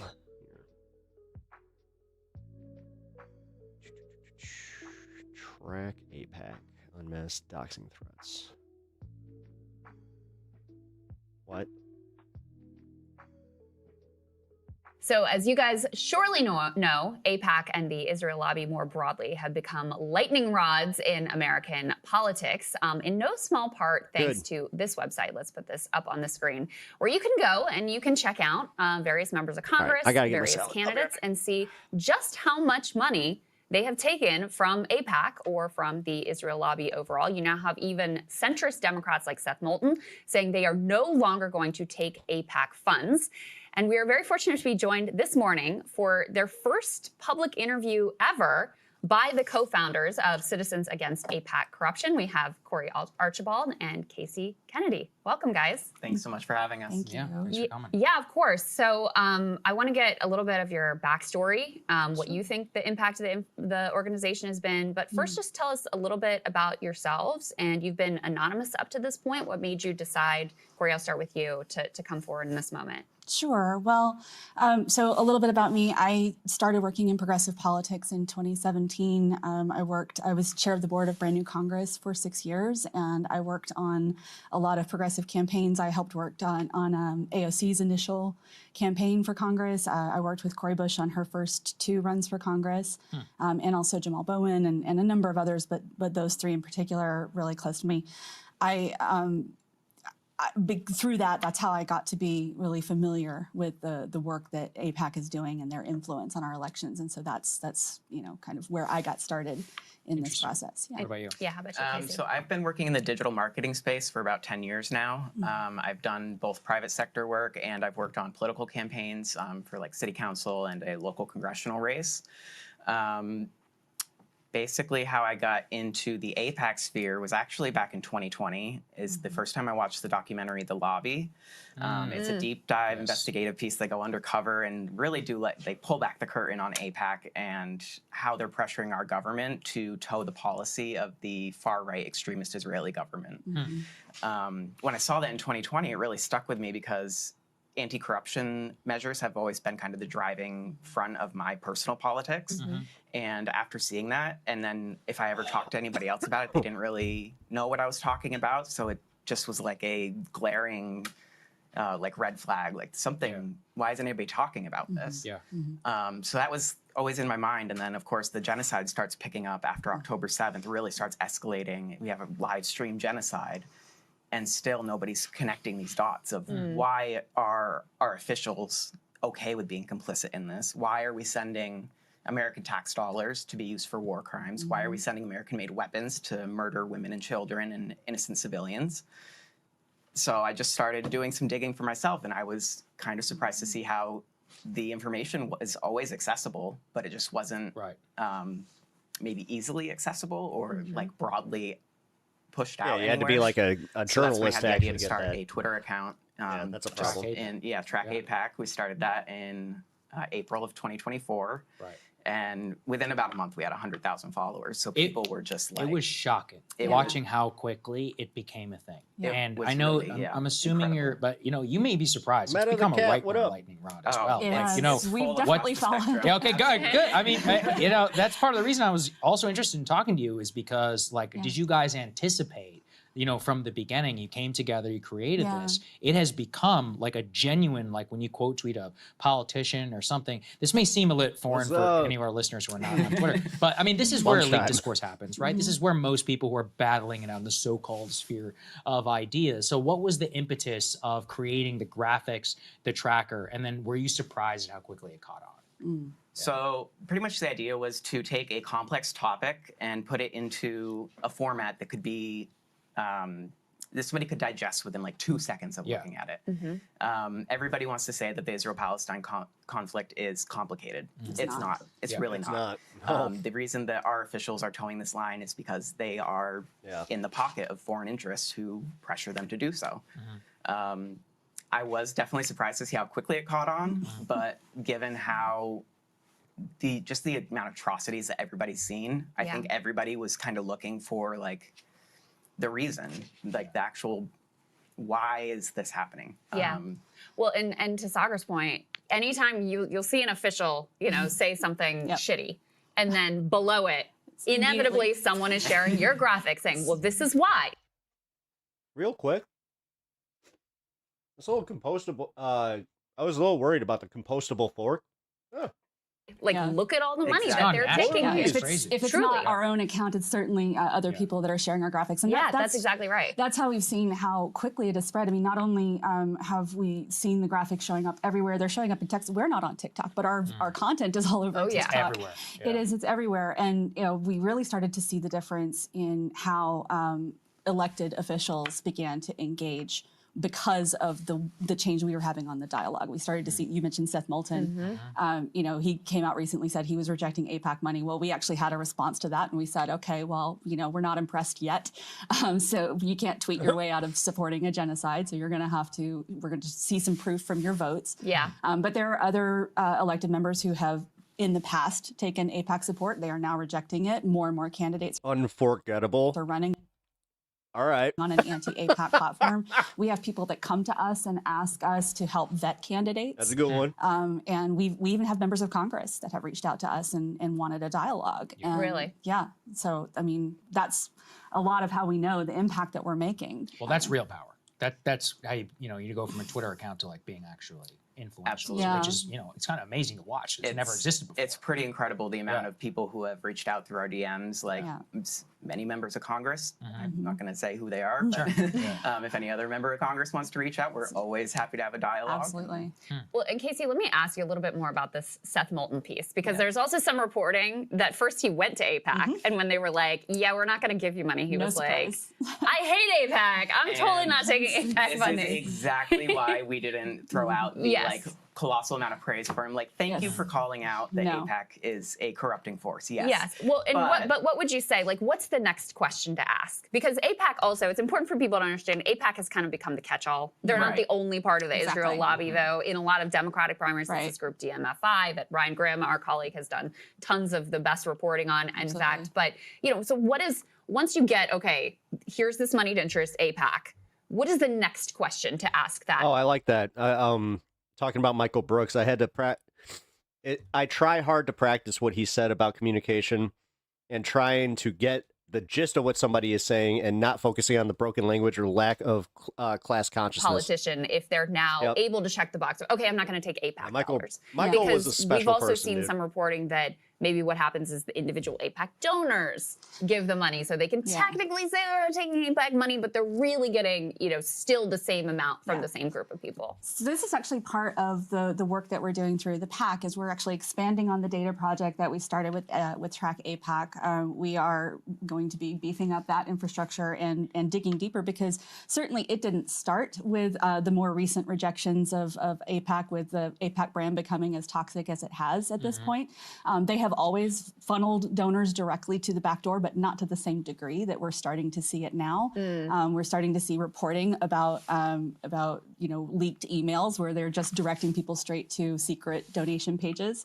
So with knowing that that's happening, we are going to be expanding our data infrastructure so that we can more accurately report like the full picture, to see these individual donors also get folded into into the numbers. There's the individual donor, there's the ADL. Nice. There's an entire network of this stuff. We've gone up against it. We've faced significant obstacles. So I'm curious, what's it been like, on the receiving end of this? I mean, it's weird to see Saga agree with this. Well, we're starting to feel that, and that's so tell us about that. Why we're here. So I would probably go back about a month ago. AIPAC started going on a tirade on Twitter. They were tagging us, replying to a bunch of our posts, quoting us, trying to invalidate our data, trying to smear Ro Khanna for praising our work. And it didn't really work out for them, so I guess they just went away. But interestingly enough, about a week after that is when we started seeing my information be posted into our replies. So it's like my picture, some information. I ran for a Democratic Central Committee office a few years ago. So that's how they found some of my basic details. And they don't have anything else to go on, but they're just kind of spinning up all sorts of different narratives about who I might be or who I'm working for. So that was just kind of interesting to see. It was very obviously an organized effort. Like we could see which accounts Same were kind talking of points. yeah. Okay. So who do you work for then? I work for myself. Okay. We work for. You guys work for the PAC? Yeah, we work for the PAC, I guess. Yeah, I mean, well, actually, the work that we're doing through the PAC currently is on a volunteer basis. Yeah. I mean, we've been really not focused been- on building our war chest. We both have other work that we do, but like we've been focused on building our war chest for the last Whatever year. Pep is eating has looks been healthy. my focus. While It is. Casey's been driving the data transparency project, I've been driving Caesar the kind of salad. fundraising and building up our resources because we do Can I get intend the inevitables out of the way? No foreign funding. No foreign zero ticketing. foreign funding. No none. Qatari funding. No Qatari No funding. No Qatari funding. None. Okay. All right. We're sure. We're Soros. 100% sure. 100%. Soros got it. Soros. Never met the man. Don't Never know met anything the about man. him. Okay. No. Who else? Who are the other boogie? You're on the right. I don't know. You can tell me who you people are concerned about. Let me think. I think that's pretty much it. That's pretty much it. So it's Yeah. just normal Americans who are upset. Exactly. Exactly. Yep. Okay. What role do you hope that your organization plays in? I think it seems like there's sort of a Democratic Tea Party that's brewing. Zohran Mamdani's victory in New York City was a major earthquake in terms of national politics, in terms of Democratic Party politics specifically.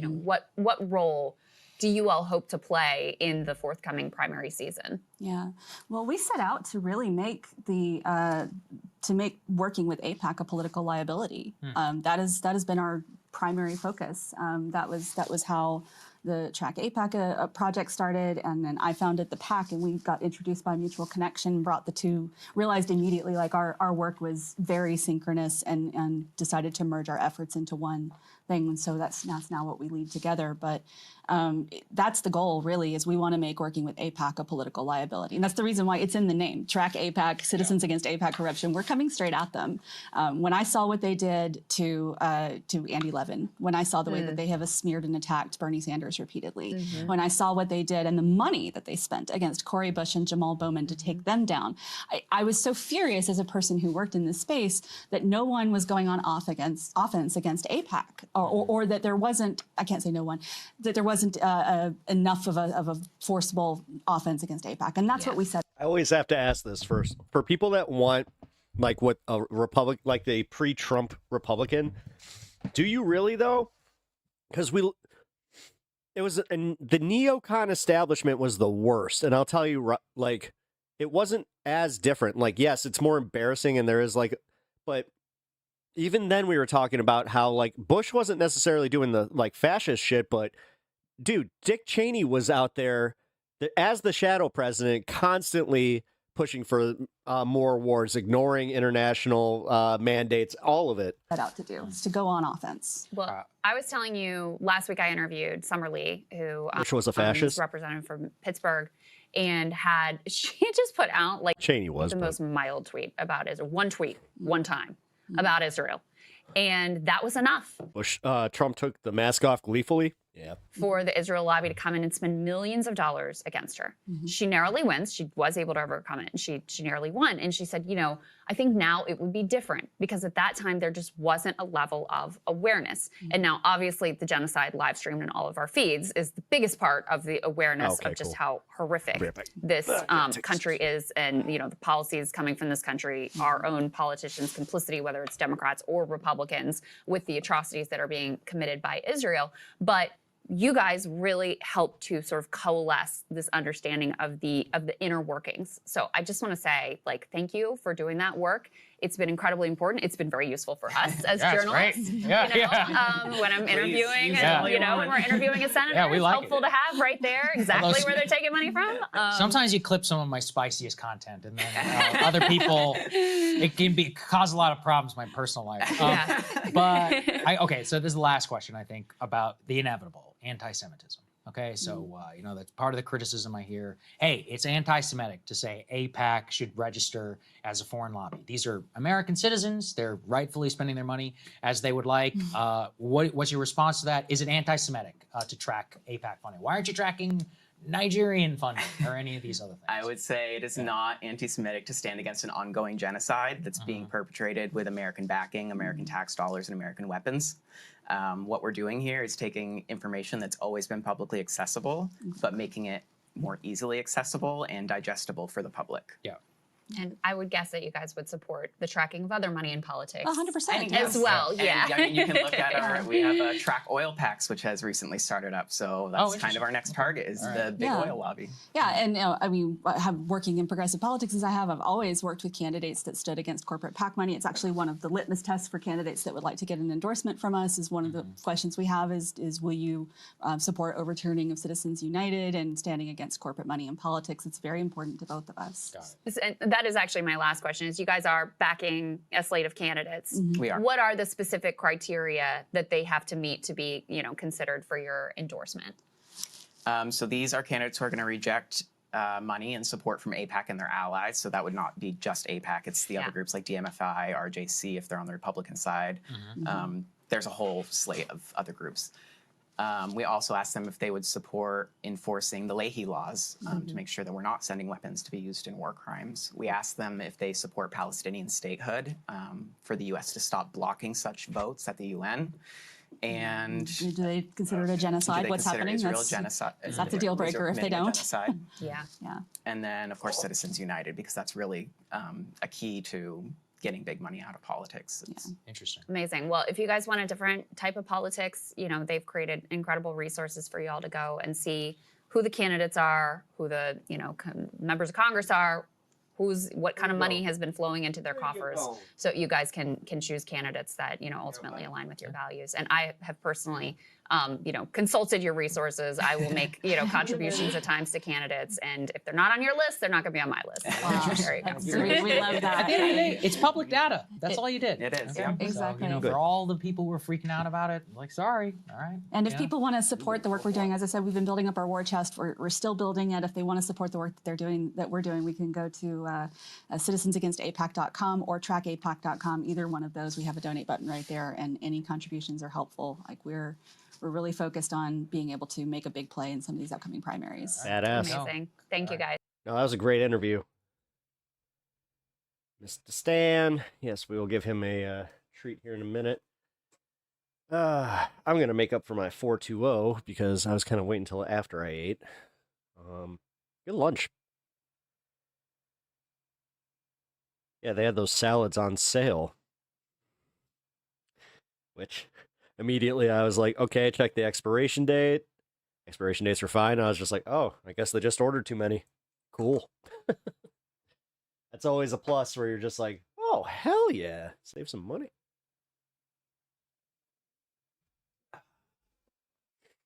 I have an avocado ranch one for tomorrow.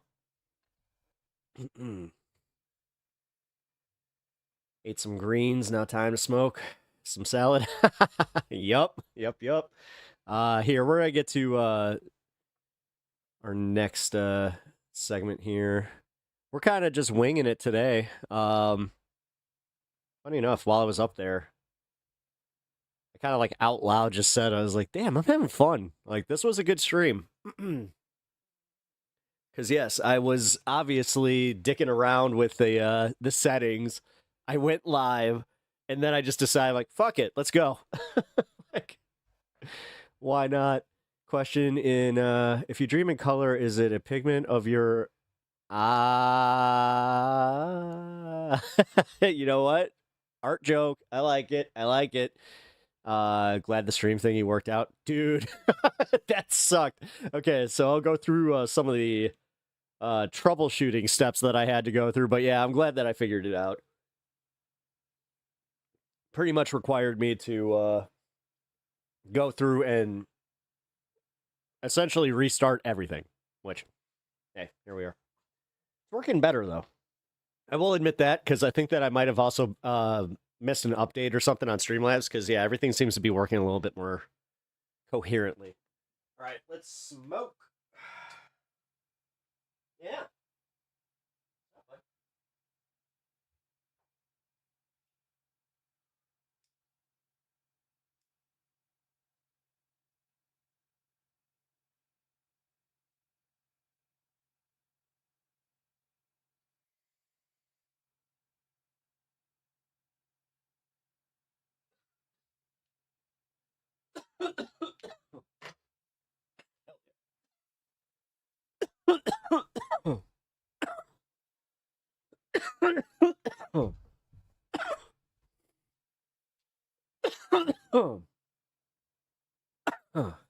Man, we had Unforgettable and the pigmentation or the pigment of your imagination. Got some funny mofos in chat today, gonna say. Tech stocks hiding big losses. So some new indications of potential we'll make this the AI breaking bubble. points, Interesting post bit coming here from Michael Burry of Big Short fame. Let's go ahead and put this up on the screen, and I'll do my best to decode Oh, this that in guy? straightforward English. So he says, Yeah, didn't understand Christian Bale play this dude? I remember The Big Short. That's a decent movie. depreciation by extending useful life of assets artificially boost earnings, one of the more common frauds of the modern era. Massively ramping CapEx through purchase of NVIDIA chip servers on a 2 to 3 year product cycle should not result in the extension of useful lives of compute equipment. Yes, yet this is exactly what all the hyperscalers have done. By my estimates, that will understate depreciation by $176 billion by 2028. ORCL will overstate earnings by 26.9%, Meta by 20%, etc. But it gets worse. More detail coming November 25th, so stay tuned. We certainly will. And he has up there a chart showing the way that the useful life depreciation in years has increased at companies like Meta, Google, Oracle, Microsoft, and Amazon, going Wait, Chicago equals Canada Dry, Detroit equals Verner's? from roughly 3 years to now I don't 5, get that 4, last 6 bit. years. Okay, so as best I can put it, straightforward English interpretation of this is Wait a minute. basically as they're buying up all of these Leave my NVIDIA Canada chips and Dry alone. servers, rather than reducing the amount of time over which you can depreciate that, they're actually extending it, and it makes no sense because those chips become obsolete very quickly. So the Trust me, I realized that if somebody like asked, "Do you have anything to drink?" and then I opened up my fridge and they just saw 2 different variations of Canada Dry and then Starry, they'd be like, "What in the actual carbonated soda, dude?" net effect of that is to basically juice their revenue, juice their net You want to go to an actual shithole? Go to Gary, Indiana. There you go. profit to make their financials look more impressive than they actually are. Yep. So he's pointing to that as some sort of significant financial engineering It that is. is going on with It's these almost like we all Magnificent knew Seven that, though. stocks that our whole Well- economy is basically like Okay, when I say all, floated by at this point. Yeah, I mean, look, you got to take him seriously whenever he makes a bet like this. Now, to be fair, you know, he was right on The Big Short, Michael Burry. He's also been wrong a lot since The Big Short, famously telling people, don't buy now, and then the S&P's up like 70% since he told people to do that. But, you know, I can't just sit here and dismiss what the guy said. He's one of the most legendary, you know, people who found the arbitrage opportunity before anybody else. And so for him in particular, when we're all looking at the AI thing, and it feels wrong. I think it just feels wrong to everybody, from even people on Wall Street to people, everyday average folks who are looking at it and feeling uneasy. He's giving some language potentially to something which may have been missed. And having read so much about Enron, about, you know, even in the modern times, between .com, Enron, WorldCom, and 2008, the same hallmarks of, there's this theory like that these people on Wall Street are so smart and they know exactly what they're doing. No, like they get their rational exuberance, they overlook stuff, they undervalue, they it's all fucking it's betting, dude. They always Come on. underrate risk, they cheat behind the Yes. scenes. Like the Enron thing is so obvious, you know, in retrospect.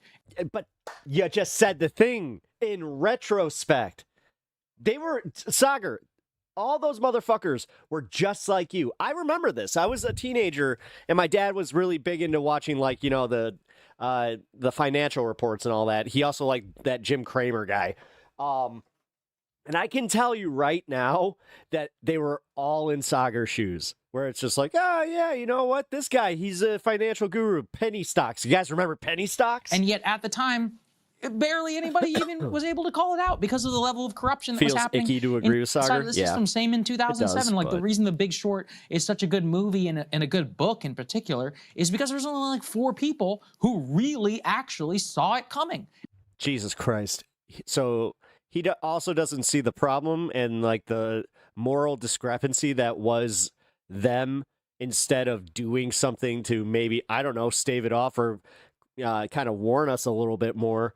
They benefited from it. And we're able to make money off of the... Oh my God. That's it. Like, those are the people that this dude looks up to, are the ones that, like, they saw internal reports and decided, hey, let's bet against the people on this one, and they won. So you're like, yeah, high five, man. Fuck you. The majority of the people who do. God, soccer finds a new reason for you to hate him every time I watch one of these videos. Do it for a living. They either had too much invested or they just didn't see it. So I feel like that's the story here with AI. All of the similar, feelings around this, the same structural problems, the same amounts of money being made. Yes, I was about to. Yeah, okay. Sagar is wrong. They were the only people who were able to create a new form of bet with banks that hadn't existed to anyone else. The same. Yeah, it's so awesome when you're winning this game that you created the rules to. Fucking government, which is just looking in what the. All right, Sagar really. I always made jokes about how much of a dork he is, but he was totally that kid that's just like, it's my house. These are the rules of the game. Other direction. Like, his beer pong rules must be fucked. Like, the ingredients are all there for a massive bust. And I think what's scary about it is that I get to shoot infinite. It's my house. I get to make infinite shots.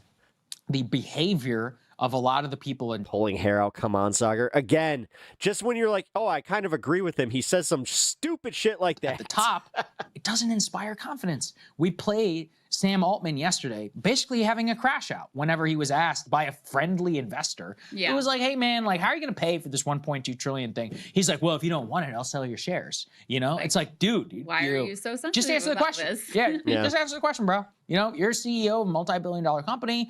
You should, a lot of people who use your product and who are, betting on Microsoft stock or something like that because of your partnership with them. It's a genuine question. Just answer it. Same, like I just mentioned, Enron. It's just like Jeff Skilling calling the analyst an asshole who asked a very basic question about their books. Well, here, Alex Karp, who's a CEO of Palantir, basically had a crash out on CNBC over Michael Burry shorting the stock and, not just attacking like the short sellers, but not really giving a lot of reason to actually buy the stock or to question why, the PE ratio is so crazy high right now. So take a listen. There are two parts. Of course, when I hear short sellers attacking what I believe is clearly the most important software company in America, therefore in the world in terms of our impact, simply to make money, and trying to call the AI revolution into question, where we have this anomalous numbers, 114, rule of 40, et cetera. It just is super triggering because these people, they could pick on any company in the world. They have to pick on the one that actually helps people, that actually has made money for the average person, Andrew that is actually supporting our warfighters. No idea. Why do they have to go after us? And I'll tell you what, though, it's crazy motivating, because I'll tell you why the short sellers are constantly getting screwed by Palantir. Because every time they short us, we just are like tripling down on getting the better numbers, and part, honestly, to make them poorer. But it's almost always sympathy for the expert that doesn't need it, the short seller that has some ridiculous reason for doing something against. Most of GDP growth in this country is because of AI. The real question is, how do we... God, can this just bubble pop already? Fuck. Grow that. I'm tired of giving more and more and more and just making the bubble bigger. And expose workers. What is the worker available Stop this GDP? shit. That's the question for our society. Instead of aligning on that, we've got these completely... And again, if the numbers weren't there, great, be my guest. But then the numbers are there. So then you're not... It's not even clear he's actually shorting us. It's probably just, how do I get my position out and not look like a fool? I don't know. But I do think this behavior is egregious, and I'm going to be dancing around when it proves it's proven wrong. I'm sorry, short sellers can't tell the difference between products that work and products that don't, but these numbers should show you that there's a part of the market that, to you, quote you, is printing cash, and it looks like that part of the market is the part we own. Look, doesn't seem too inspiring to me. That's just me. There's a lot of words out there. Here are the basic facts. The stock is up 217% year to date. They have a PE ratio of 523 times, extremely large multiples, high growth expectations, which means that even if you grow moderately well, but not very, very well, that means that you were not living up to what... suddenly men don't like free market. The overall value. They're not free marketing correctly. I don't think it's crazy to say, I don't know, man. No one's saying your company's not making a shitload of money, just not that it's worth this or this magnitude amount of money. That's basically what Burry is saying. And in general, when you see 500... the content warning. All right, I need to have a Sagar and Jetty content warning. Got it. Times or whatever. That's I'll according to note ChatGPT, which I just asked about the PE ratio. I mean, it says one of the highest in the entire United States equities market. So yeah, I think a lot of people are like, I don't know, you know, like again, like, and when you give an answer like that of like, oh, we're fighting, and he talks about the retail investor, that's another thing that doesn't give me a lot of confidence. When you're basically trying to get the retailers to continue to buy your stock, you're like not actually talking about the fundamentals of what you do, of what you sell. That AI point also that they make about it being such a Sagar massive is a bridge for percentage right-wingers of who GDP, are on the fence. similar as to what I think makes me very afraid Yeah. of this entire thing. Yes, I mean, he says that thing about how AI is so central to the Mm-hmm. economy and responsible for all the GDP growth, and it's like, yes, and that is a bad thing. Yeah, That is exactly, very exactly. troubling. That is exactly why we're all so uncomfortable right now. Michael Burry responded. We could put this up on the screen. He says, doesn't surprise, sort of cryptic what he says. He says, doesn't surprise me one bit. Alex Karp and his ontology, Palantir Tech, cannot crack a simple 13F fundamental principle of any rigorous ontological epistemological model, whether philosophical or in data science, is recognizing when your information set is insufficient for valid conclusions, whatever that means. In any case, he's basically saying, like, this guy's not really providing any evidence here. He's just sort of spouting off. And I don't know if you saw that this morning. There was a JP Morgan AI CapEx report that came out, and there's this one quote from it that is getting shared around about how much AI investments would have to return in order to generate a 10% just profit, to drive a 10% return on our modeled AI investments He's also an easy dunk that proves the left is willing to engage with people they disagree with and the right is not. through 2030 would require Didn't see it $650 that way, but yeah. billion of annual revenue in perpetuity. That equates to either $180 per month from every Netflix subscriber, that's the amount of revenue, or $34.72 per month from every current iPhone user. So that is what has to happen for them to get a 10% return on the amount of cash that they are plowing into these AI investments. I mean, so far, there is no path to that. You know, when you listen to Sam Altman talk, and he talks about all the revenue that they're going to generate in the future, it's all extremely speculative. It's like, well, and we think, he said something to the effect of, we think there's going to be lots of like science and medicine applications that are kind of hard to talk about. I wonder if he's like a good guy. Maybe that's why he's on the show. He didn't say project out, but that's basically the implication of like, you know, we just are hoping that once we get to this level of AGI, there's going to be all sorts of revenue that flows in that we haven't Okay, I'm glad that I wasn't the only one. really Okay, cool. specifically identified and can't really see our way to because we don't know exactly how that's going to work. That's what they're all betting on. So I don't know, guys, that's where we are right now. And yet at the same time, you know, there is fallout from what's already been done, already from the development here. You've got the left starting to push back. E4 I can put up on the screen. You know, Bernie Sanders and others on, you know, in the sort of progressive wing of the Democratic Party really starting to key in to electric bills as a major political issue. Yesterday we covered how influential that was in some races It's here almost in like Virginia, people are starting in to those notice. statewide races in Georgia as well. You know, the more energy they are use. starting to push for legislation that would make sure that the data centers are paying for their own electricity, that is not getting pushed onto consumers. You also have societal fallout such as this. We can put E5 up on the screen. You know, allegations that ChatGPT is pushing some mentally disturbed users towards suicide. Listen to this reporting. They say in one case, ChatGPT told Zane Shamblin as he sat in the parking lot with a gun that killing himself was not a sign of weakness but of strength. Quote, "You didn't vanish, you arrived. Rest easy, king." That is what ChatGPT was telling this guy who was contemplating suicide. And so, you know, you have already societal reverberations. We have no idea what the impact of where we are already is going to be on people's mental health, on their, you know, on the development, like brain development of youth, on all of our brains, and what, you know, what it's going to rob from us in terms of our like humanity and basic ability to think. And so you've got already these cases that are just absolutely horrifying of ChatGPT openly pushing people towards suicide. Yeah, I saw a great. Allegedly. Allegedly, but allegedly, there with ChatGPT, who of course maintains that they did. I hope that nothing news was wrong, verified. and, we will pay Yeah, I attention, mean, of course, to the court findings. They did their with allegedly many of these cases. But diligence. I saw a great Allegedly. analysis which said, alleged what diligence, if allegedly? 50% of all of our problems is housing, 25% is obesity, and 25% is smartphones. I was like, honestly, those are three like major pillars. If you talk about health, if you talk about mental health, and then you talk about ability to live, to thrive, which basically determines everything downstream from there. Yeah. I think that's kind of it.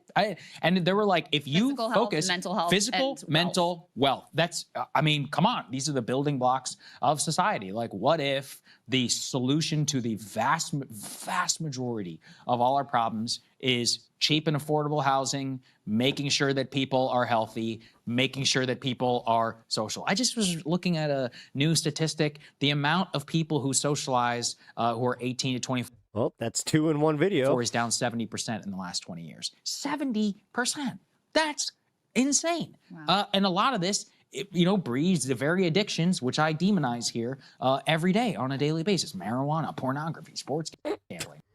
Okay? It's not a secret where it all comes from. It's built, everything is. Dude, you need to smoke. Downstream, really, from the smartphone. A lot of radical politics is downstream from the smartphone. A lot of all of our problems is downstream from what's happening with the smartphone. So I really just think, we gotta laser focus in on as he holds up his smartphone, what the sociological data that's coming out from a lot of this is. And this AI stuff, like if you feel afraid of it, you should be. Like if you feel uneasy, you should be. Trust yourself. Like don't trust the experts and everybody telling you that everything's going to be fine. Because he's so close and then snatches the insanity out of the jaws of common sense. Also, if you listen to them, whenever they're in their little conferences, he's consistent, if anything, though. They talk about how everything's not going to be fine, about how humanity could be destroyed, every job will be erased, and all of that. Libertarian backdoors his way into having a society. Voice.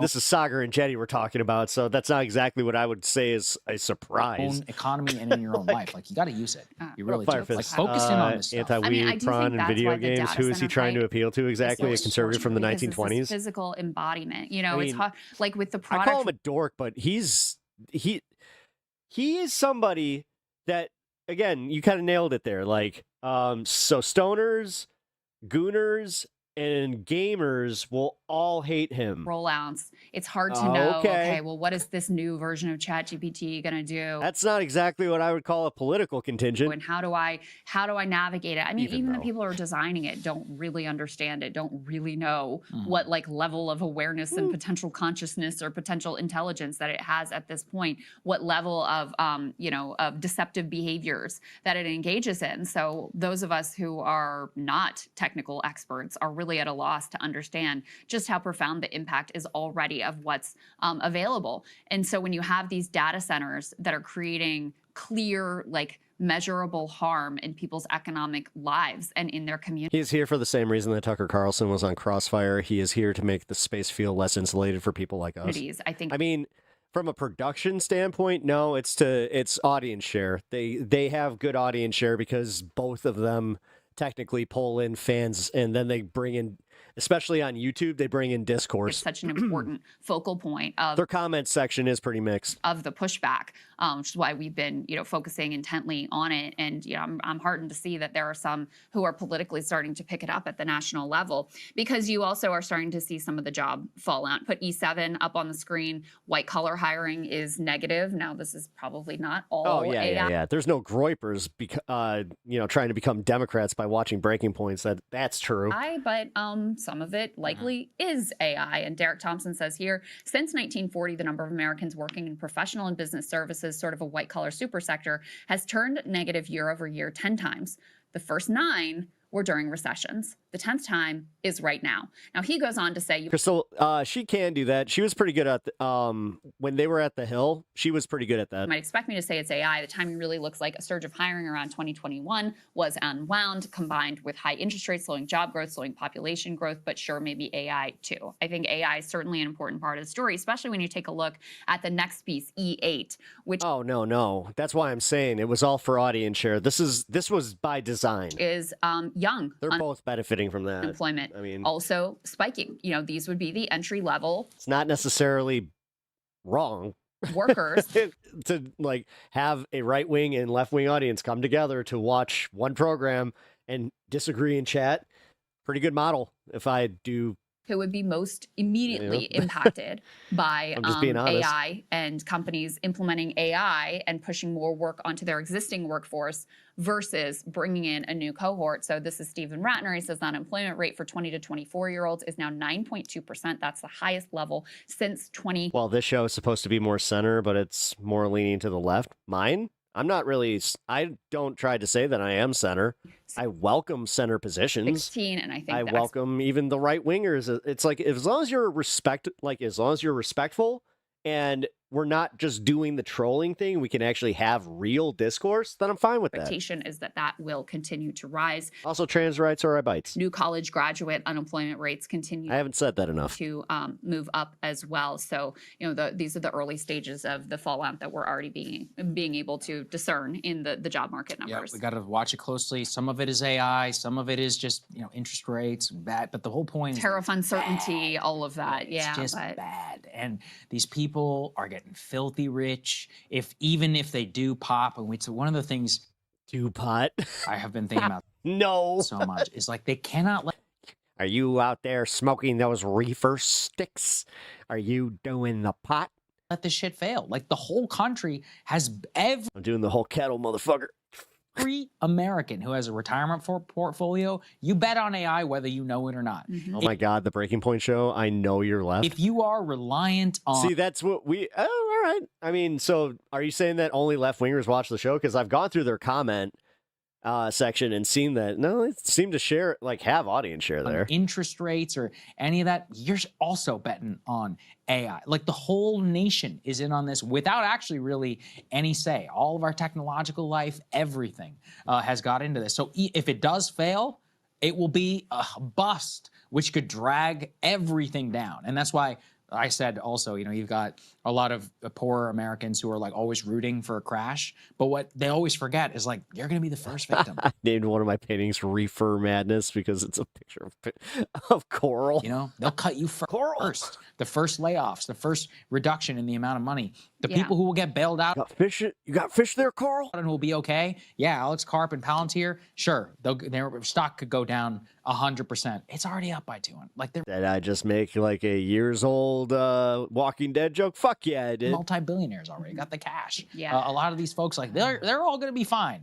That's the stuff that really worries me the most. Yeah, and The show is centrist BS ultimately. we're all techno Oh, you're talking about Breaking Points. I thought you were talking about my show. I was optimists like, at what? the beginning of like the I was you too. know the Yeah. social Woo, more media Yep. waves and smartphone whatever. I didn't have any reluctance about it. Yeah, actually, I've been on for almost 4 hours already. I just saw it as positive. Period. End of I got the stream fixed and I just kind of went with it. story. Like this is great. This I mean, is there's cool. some. You know, the Arab Spring and the hope of like Coral. all this democratic That was all engagement. right. I mean, but that Good.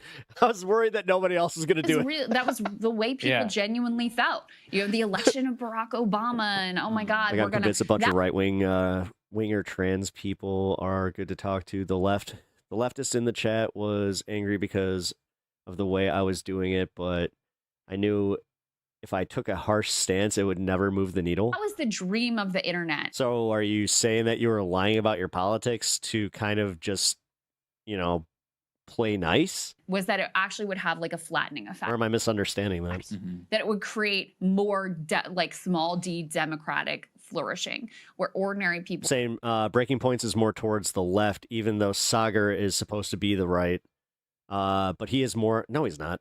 I watched that show and I'm not left. would get to have more of a I'm just saying he's definitely not left. say. And, you know, instead, Saw we've me on actually, this space. It's all effing awesome. Glad you got it what sorted we out. actually seen is consolidation of like Yeah, me too. authoritarianism and It's also why I went live, and when I saw everything working, I got like legit excited. Where I was just like, "Fuck it, we're doing it live because I got it working." flourishing of like, you know, internet-induced psychosis and, And mental now, illness, which you I can know see how on your good I have timeline it. literally any day. Consolidation of wealth. So if I in the start hand- bitching about Streamlabs, just be like, "Hey, you remember that time?" And I'll just be like, "Oh yeah." of very few people, and you know, all sorts of effects on children and brain development that, you know, we were never warned about. Like the people who were selling us this technology never said, you know, it may come with some downsides. So you certainly shouldn't trust Nah, Breaking Points is trying to be the most center. They platform all kinds of bad shit we would them never. at this point Yeah, that's true. to give you the full story. No, I tried about- to kick them. Like I said, basically, there is no trans people in prison, and even if they were,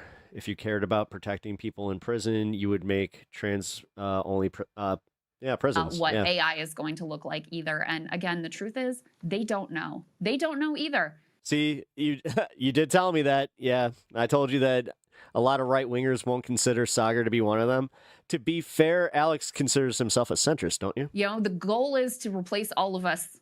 That's their goal. So that's, you know, that's if it succeeds. If it fails, then we've got this giant bubble and economic calamity. It looks very grim either way. Hey, if you like that. Like, you got to realize it doesn't stop at putting trans people in male prisons, because basically you will move on to the next issue, or at least like the...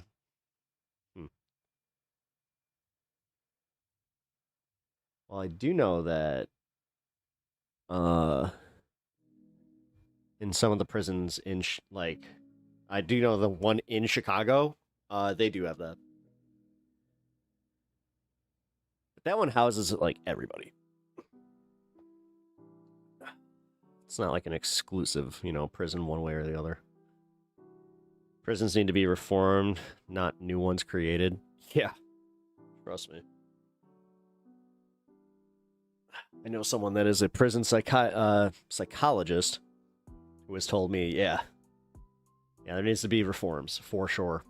But he also did kind of reassure me where he's just like, oh, and there are some people that really belong here, okay? I'm like, okay.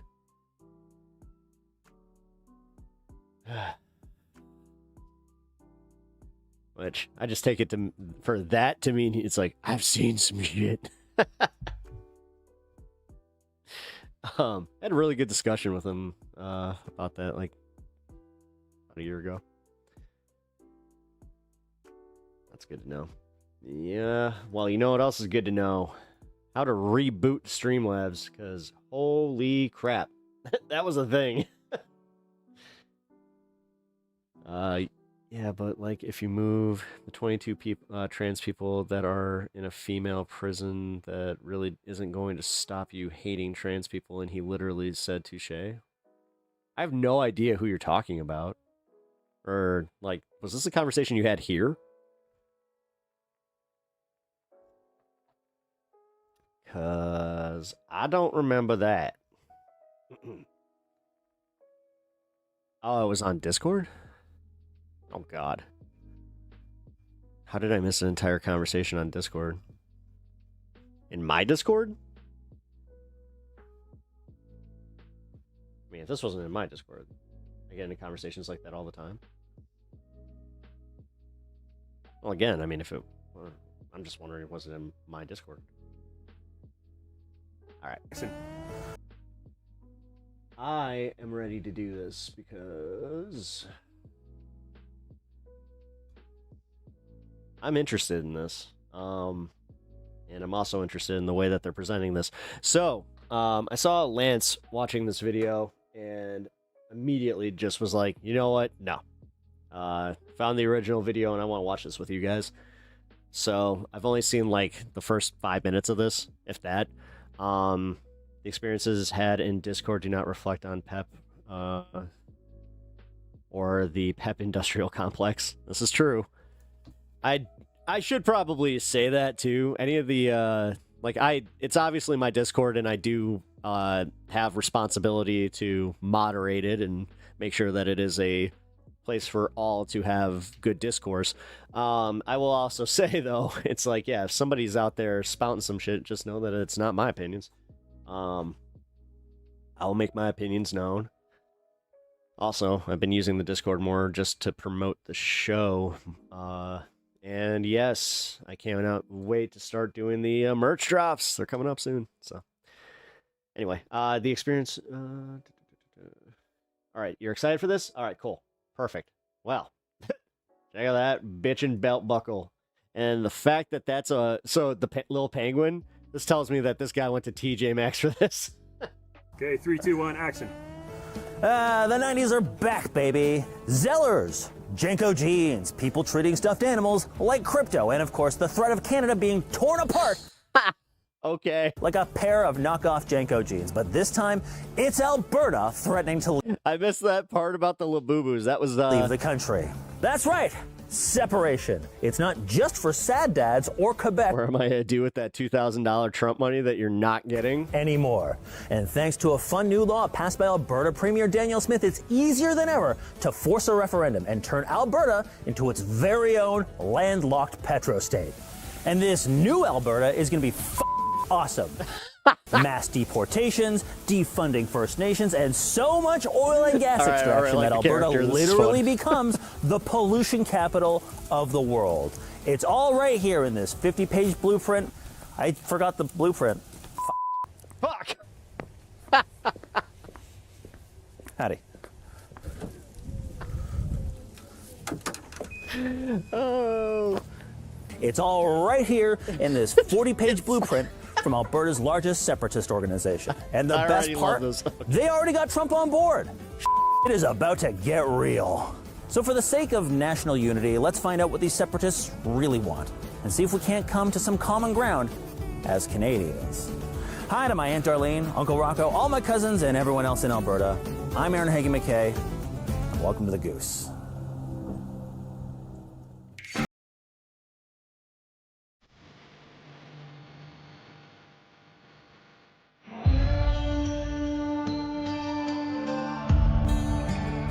It just kind of happened. Did you do like a spit take? Because that, yeah, I'd feel bad about that. But I mean, if you just laughed in her face, then it's just like, and it was organic, fuck yeah, let it fly. I got friends in Alberta. Why are they like this? You know, as somebody who lives in a state where secession is a constant thing that we bring up every election cycle, I just, you know, there's a certain type of person. I'm not going to try to be too mean, but it's a lot of yeehaws, if you know what I'm talking about.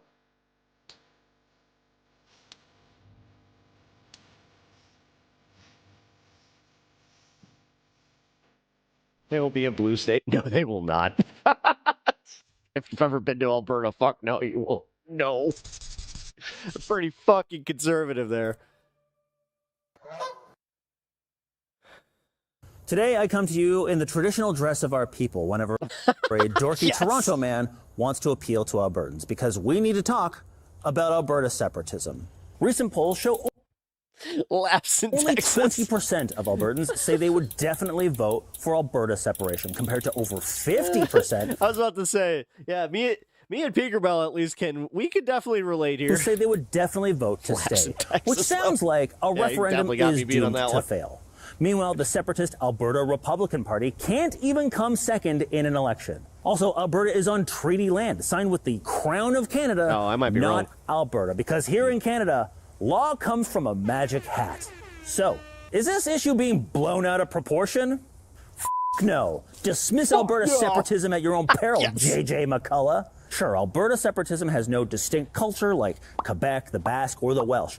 But those separatists in Alberta have one thing those losers never had. Oil money, baby!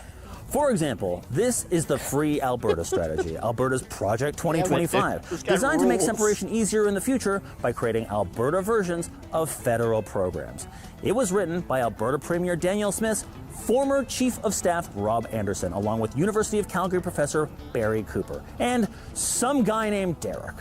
They want to secure self-determination for the people of Alberta within a reformed confederation, or if necessary, as an independent nation, because Alberta's treatment within Canada has become intolerable. That's why they want to offload the burden of Ottawa's tyrannical economic policies, like the federal carbon tax, the No New Pipelines Act trademark, and attempts by federal agencies to regulate our province's energy sector in any manner. And if it seems like they're weirdly obsessed with hitting climate policies like a political piñata, that may have something to do with the fact that their publisher is the Alberta Institute, a right-wing fossil fuel-funded think tank in the Atlas Network. Atlas as an Atlas shrugged, the only book to create more unfuckable twerps than The Lord of the Rings. The Atlas Network has 11 organizations in Canada and over 500 worldwide, including the Heritage Foundation, publishers of America's Project 2025, called Project 2025, currently halfway through turning the U.S. into a techno-feudal fascist dystopia, or as they call it, freedom. The Atlas Network Frida. is funded by fossil fuel interests like ExxonMobil and everyone's favorite half-alive villain duo, the Koch brothers. And oh boy, does their hatred for climate policy burn like the undying fire of 1,000 suns. And when you know it, the largest oil sands company in Canada is Imperial Oil, majority owned by ExxonMobil. Yeah, I and did who know that. refines the bulk of Canada's oil? Koch Industries. It's always Ayn Rand. Alberta separatism is a U.S. That book was mid, dude, more than mid. That book was boring as fuck. backed PSYOP for oil. That's it. That's why it's a big deal. Right now, social media is awash with disinformation and conspiracy theories, and honestly, some pretty dope AI slopaganda to manufacture consent for further American control over our resources. He once gave Donald Trump a tour of his ranch. Now Alberta has a free trade deal and 3 new golf courses. I paid 50 grand in taxes this year. And what did Ottawa give you back? A carbon tax and a lecture on pronouns. He once left a barbecue early because someone brought Beyond Meat burgers. They keep bringing in more people than our communities can manage. Crime is rising. It's not the Alberta I grew up in. We're importing the problems of the third world. He's never used someone's pronouns and plans to keep it that way. We could lead the world in energy, innovation, and freedom if we had our own country.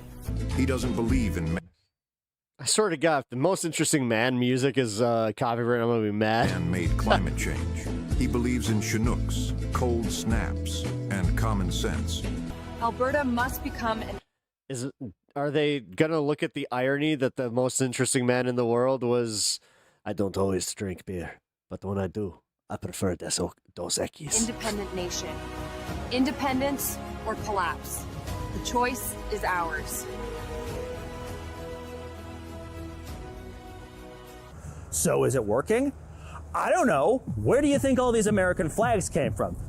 Italy? But you may be wondering, why is this happening now? You may remember just days before Canada's 2025 election, Preston Manning, the Reform Party leader in the 90s, casually lobbed the grenade of Alberta separatism back into the national conversation with an op-ed in the Globe and Mail, warning that electing Mark Carney will bring back the specter of, get this, Alberta separatism. Oh, thanks for the warning there, Preston. You talked to your... Gotta check out DJ Extreme. Have a good one, Pep and Wife everyone. that way? Hell yeah. Yeah. Hey? Oh, Definitely, sorry, hon. If you go on that business trip, we'll bring back the specter of me putting my Check out grade Mr. A Donald Alberta James. beef inside your sister again. Reform! No surprise, Preston Manning has his own Atlas Network think tank, the Canada Strong and Free Network. They hold a huge conference every year, putting a terrible strain on Grindr's servers. They even stream it on Rumble, because of course they do. And oh look, it's Imperial Oil and Koch Industries again. What a coincidence! Around that time, Alberta Premier Daniel Smith, with the subtlety usually reserved for cliche mob goons and bird memes, sent this list of demands that must be met by the next Prime Minister or else there'll be a national unity crisis. Almost all of the demands were straight from Big Oil's wish list. Then Mark Carney won, and Alberta passed Bill 54 days later, which made it way easier to force a referendum by lowering the signature threshold and increasing the time to gather them. Now you just need 10% of the people who voted in the previous provincial election to sign your Citizens Initiative petition, and baby, you got a referendum stew going. But one detail of Bill 54 went underreported. It allowed corporate donations during elections and increased the amount third-party advertisers can spend. Canada's version of super PACs. Because nothing says improving democracy like flooding elections with dark money. Third-party advertisers like Rebel News routinely host Alberta separatists while also selling I Stand With Trump mugs. Like, this couldn't be any more obvious. Like, why not just sell autographed copies of his letter to Epstein? So who's working on the Alberta separation petition? The Alberta Prosperity Project, or APP. They're Alberta's largest separatist organization, and they say they have over 200,000 people who have already committed to signing their separation petition once it drops.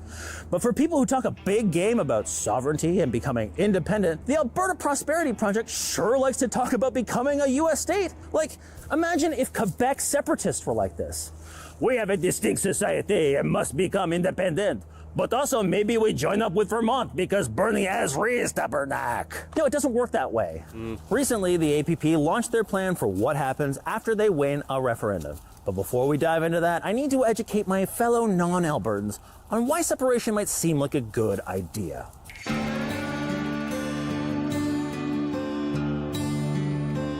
Albertans have legitimate grievances against Ottawa, some of which are baked into the fabric of the federal government. But let's be real, the number of people who want to separate because of seats on the Supreme Court or representation in the Senate is exactly 0. This is entirely about he who controls the spice, except with giant trucks instead of sandworms. The original insult from Ottawa started in the 1980s under Prime Minister Pierre Elliott Trudeau, pictured here posing for the father-son issue of Bilingual Vampire. He introduced the National Energy Program, or NEP, an attempt to make Canada energy independent, increase Canadian ownership in the oil sector, and provide people with cheap fuel in the wake of multiple oil crises in the 1970s. But all of that was kind of at odds with oil companies maximizing profits. This was seen as federal overreach and was highly disruptive to Alberta's oil industry. Eventually, the NEP was abandoned, but many Albertans permanently put the Trudeaus in their burn book for trying to make gas cheap. And then 40 years later, for making gas more expensive. Later, free trade agreements like NAFTA geared much of Canada's economy into raw materials for the US, making us super dependent on them while crowding out other industries. Canada is being used as a resource colony, and Alberta is no exception. Oil and gas, mining and quarrying is 25% of Alberta's economy, on par with petrostates like Iran. Practically all of Alberta's oil goes to America. 30% of Alberta's economy is dependent on the US, so it makes sense they'd elect a premier who was a lobbyist for oil and gas companies and can cozy up to Trump. Side note, check out Kevin O'Leary over here looking like Danny DeVito and twins. Honestly, this explains so much. Probably the biggest bone of contention is equalization payments, a federal wealth redistribution system that ensures a consistent level of government services across provinces. Alberta is the largest contributor, due in no small part to its oil and gas industry. Quebec, on the other hand, takes way more in equalization payments, more than all other provinces combined. So for some, it feels like Alberta keeps writing big checks to Ottawa's favorite spoiled child while getting nothing in return. Which is not exactly true. During COVID, with the collapse of oil markets, Alberta received by far the most in emergency benefits per capita. They even got $1 billion to clean up abandoned oil wells, keeping oil and gas workers employed. But still, the argument goes, Alberta would be better off without equalization. So you can see why resentment might build as the rest of Canada acts like, money please! Yeah. Give me money. Money me. Money now. Me a money needing a lot now. And then there's the narrative that the federal government is always getting in Alberta's way, which again is just code for getting in the way of the oil and gas industry. They point to the cancellation of the Northern Gateway pipeline, the consumer carbon tax, the electric vehicle mandate, the tanker ban off the North BC coast, making us all eat bugs for every single meal, and worst of all, the government's... So I heard about a lot of this shit from Honeybee's environmental assessment law, often called the No More Pipe. I think it was actually during the election coverage too. Lines Act. A bold choice, considering that's when she started talking about, they want us to all eat bugs. I was like, wait, what? Just finished a pipeline to the BC coast that cost taxpayers $34 billion, which we covered in a previous video. And now they're kicking the tires on yet more pipelines, including another one to the BC coast, with Alberta as the proponent. And if we can't get that pipeline done... This is a Canada project, and this is a test of whether Canada works as a country. Because if we can't build with collaboration of the federal government and between provinces, if it's everybody gets to get their products going to market except Alberta, that's not a country. Exactly. If we can't force a pipeline through a neighboring province, then what the is even the point of Canada? It's high time someone thought about those poor multinational petroleum companies who just made record profits, are producing more than ever, and are cutting jobs like crazy thanks to automation. I say they've been pushed around by big local indigenous community for too long. In reality, oil sands production has more than doubled over the last quarter century thanks to billions of dollars you, the taxpayer, gave to these mega corporations because something, invisible hand, free market, etc. That's how Canada became the fourth largest petrostate in the world, and how our governments became addicted to those sweet royalties in every barrel. We're producing so much that we've basically hit capacity on how much we can move, until inevitably the price of oil drops and the industry goes from boom to bust. That's why they want more infrastructure now to lock in more production later and expand their bottom line in the future.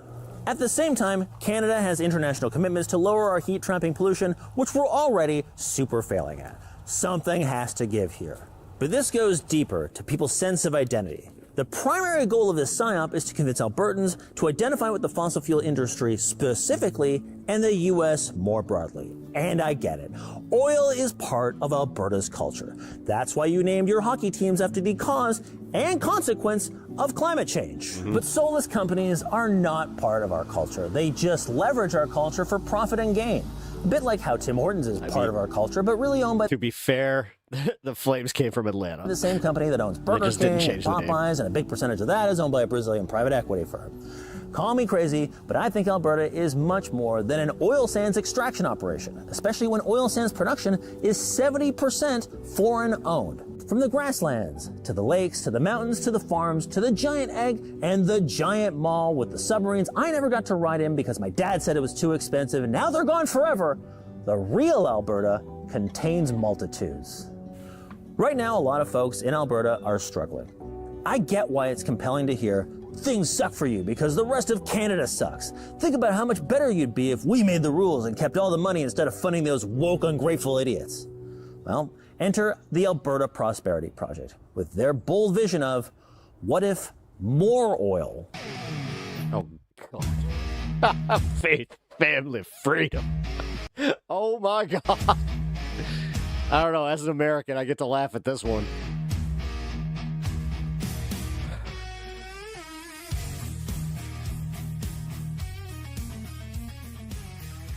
The Alberta Prosperity Project, or APP, is a nonpartisan nonprofit that uses their Envato Element stock account to inspire and unify all Albertans on the importance, necessity, and benefits of Alberta sovereignty. According to their website, Alberta sovereignty means freedom from persecution politically, economically, and culturally from federal control, as well as from the UK, Europe, China, the World Economic Forum, and the World Health Organization. Wonder why the video's private. I wonder why that list doesn't include the USA. I tried to find out where they get their money, and the best I could do was this section on their website called Who is Financing Us? Why isn't this transparent? Where they basically say it's private, so f*** off. So I don't know, maybe they're not getting their money from fossil fuel companies like Preston Manning and Daniel Smith's former chief of staff. Maybe they're getting it from an increasingly accelerationist David Suzuki.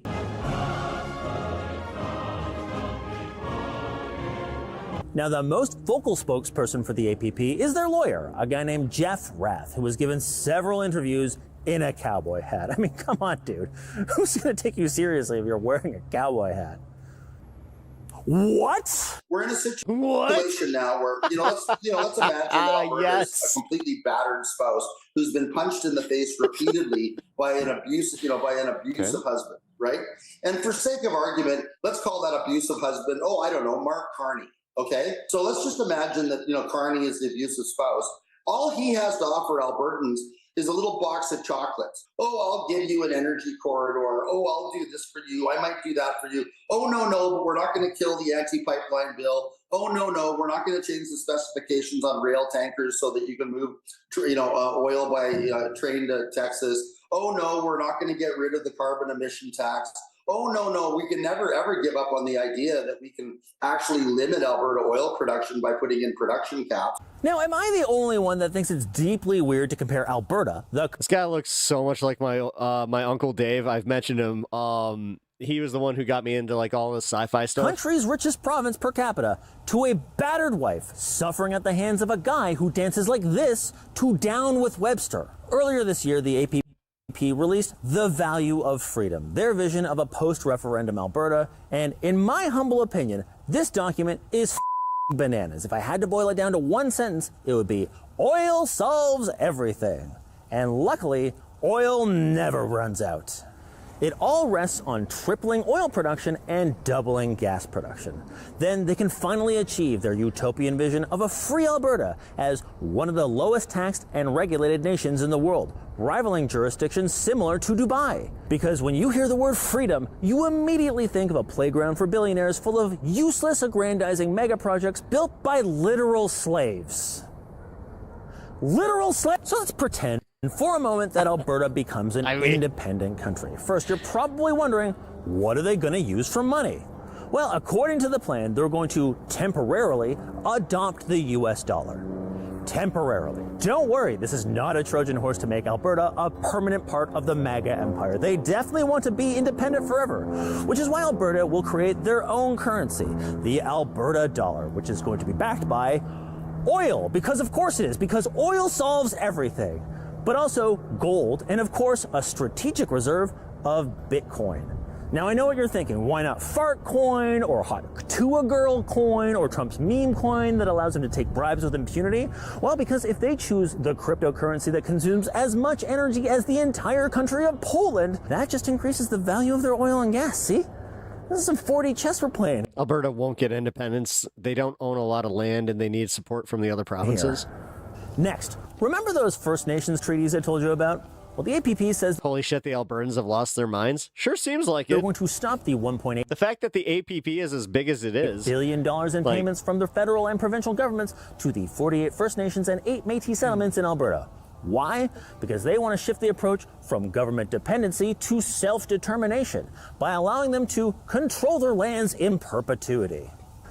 Does that mean they're going to give all of the land back? No, the sovereign independent country of Alberta also claims Alberta's crown land. However, they say they will give a small fraction of that crown land back in addition to subsurface mineral rights. So, now that your First Nation has no financial security... no, we will just be taking that. Have you considered letting oil companies frack your land? Jesus Christ. Have they been sitting there just getting, like, poisoned from the fumes from... and getting all that oil, and here we are? Like, what the fuck? Fair and completely equal bargaining position to be in. They estimate First Nations will be able to bring in between $1 and that lady was just like, why is there a cowboy on a bench? $2 billion annually. So potentially way less than the $1.8 billion they're already getting now. But hey, freedom. The APP says they have the utmost respect for the sovereign and indigenous people of Alberta and is in no way intended to replace or diminish treaty rights. They also go 10-minute warning for the 420. On to propose some ideas they think might redress generations of harm from the Canadian early government. tonight. If they really take sovereignty seriously, indigenous communities will be able to say no to new fossil fuel infrastructure on their land, an answer the Canadian government currently has a hard time accepting. So I guess the only way to find out if this isn't another bait and switch from a different settler colonial government is to vote for Alberta independence. I'm sure you can trust that an independent Alberta will repair the historic injustices of Canada's racist past/present while doubling down on extraction. Now, let's take a look at their plan to conduct mass deportations of immigrants. To get the right people moving to their newly independent country, the Alberta Prosperity Project has an immigration point system that prefers natural-born Canadians over naturalized citizens. And they also want to purge a bunch of immigrants let in during the extremely unsatisfactory policies implemented by Canada since 2015, with mass deportations that prioritize post-2015 arrivals. Most of the people who came to Canada around that time are from... Jesus Christ, it is just so much language for them to be like, we don't like the brown people! We want only whites! Lily, damn near transparent in skin. India. So is this just code for we're kicking out all the brown people Justin brought in to work at Sing Hortons? No, that would be racist. They're just preferencing like-minded Canadian brothers and sisters because they understand Canada and its winters and have at least a fighting chance of being able to drive acceptably on snow and ice. Apparently, this is entirely to do with driving. So maybe also deport assholes who park their trucks like this? Does having a driver's license get you immigration points? No. But coincidentally, the Alberta government just put citizenship markers on their driver's licenses. So is this a real step towards ICE-style mass deportations? Or just some bull to get Maple MAGA wet? You decide. While they admit their deportation plan... Damn, Alberta sounds like they would be right at home here in the South. I mean, they really just... They seem like they are super MAGA. I mean, Nate Slays, shout out Nate Slays over in Twitch here. He actually is a Canadian in the chat. Like agriculture and construction. I mean, I know that we have a few, but... And mass removals could alienate communities. Right now? And automatic deportation may violate human rights. That's not stopping them from trying to make it happen. But perhaps my favorite detail about this whole point system thing is that you get 10 points for having no serious illness, but that doesn't count if you've had experimental mRNA injections. So bonus points if you're an anti-vaxxer. It's all part of their new ad campaign. Come to Alberta and be free to get measles, mumps, rubella, meningitis, and who knows, maybe even polio, smallpox, and Ebola. Just give it time. But apparently, becoming the disease capital of the world isn't the only record they're going for. For those seeing and breathing this summer, your eyes and lungs probably confirm to you that climate change is a problem. And scientifically no Canada shade, but we got our own shit. Speaking, Alberta going all in on oil and gas would be nothing short of a f***ing catastrophe. I do love that where it's just like, listen, man, I know you're going through it, but fucking A, man, we're going through some shit. And an insult to life itself. In fact, Alberta would literally become the pollution capital of the world. Remember, the plan to turn the province of Alberta into the People's Petropia of Tarsandistan rests on tripling oil production and doubling gas production over the next 20 years. And that means more pipelines through the U.S. because we sure as shit ain't building those in Canada if they leave. Oh, yeah, the APP estimates infrastructure investments at $300 billion, which is a lot to put on after. That's exactly what we need is a oil pipeline on our main source of water. Hey. But thanks to energy transitions, demand for oil will probably peak within 5 to 10 years. So oversupply might cause the price of oil to collapse. Bye-bye pipe dreams. You could reasonably present this plan on Dragon's Den and get an I'm out. I'm out. And I'm out. I'm out. I can't make any money here, so I'm out. Kevin was bullied. He kept going on about having sex and that wasn't what I wanted to come in for. Oh yeah, there is a small amount of Albertans that actually want independence. Let's pretend they're able to triple oil and double gas production. How bad is that for the environment? First, there's the tailings ponds, an industry euphemism for giant toxic sludge lakes, left over from using river water to blast bitumen off sand. The APP says relaxing environmental regulations may increase healthcare and environmental remediation costs, e.g. tailing pond cleanup, estimated at $130 billion. And that's just tailings ponds today. Now imagine how much it would cost if you triple production over the next 20 years. Sweet. Steam cleaning millions of tons of sand takes energy, which means burning an unbelievable amount of fossil fuels. Depending on the operation, it could be like burning 1 barrel of oil to get 3 barrels of oil, which isn't exactly great for the climate. Canada's oil and gas industry pumped out around 200 million tons of heat-trapping carbon pollution in 2023. To put that into perspective, the rest of Canada was about 494 million tons. That's right, more than a quarter is just getting fossil fuels out of the ground. It's our biggest polluting sector, and most of that is in Alberta. So what do we mean when I say that an independent Alberta would be the pollution capital of the world? Well, first, I need to get a bit technical, so bear with me for a moment. You might have heard stats like the average Canadian produces 17 tons of CO2 a year, and you were probably told that that was your carbon footprint. But that's a goddamn lie from BP to make you feel guilty for driving to work while they spill 3 million barrels of oil into the Gulf of America. Yeah, I said it. That number is actually emissions per capita, total emissions divided by the population. While your carbon footprint is a scam, emissions per capita is useful for comparing pollution intensity between countries. Small petrostates like Qatar have enormous emissions per capita at roughly 40 tons of CO2 per person, more than double Canada's. According to Guinness, the highest per capita emissions in the world goes to Palau due to their tiny population and an economy that is mostly just moving doughy white folks around on yachts and private planes through their Pacific island paradise. They clock in at 59.8 tons of CO2 per person.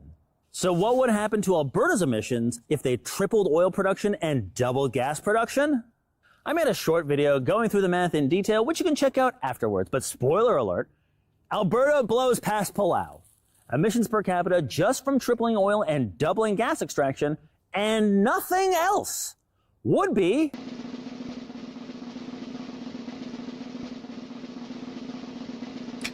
yes,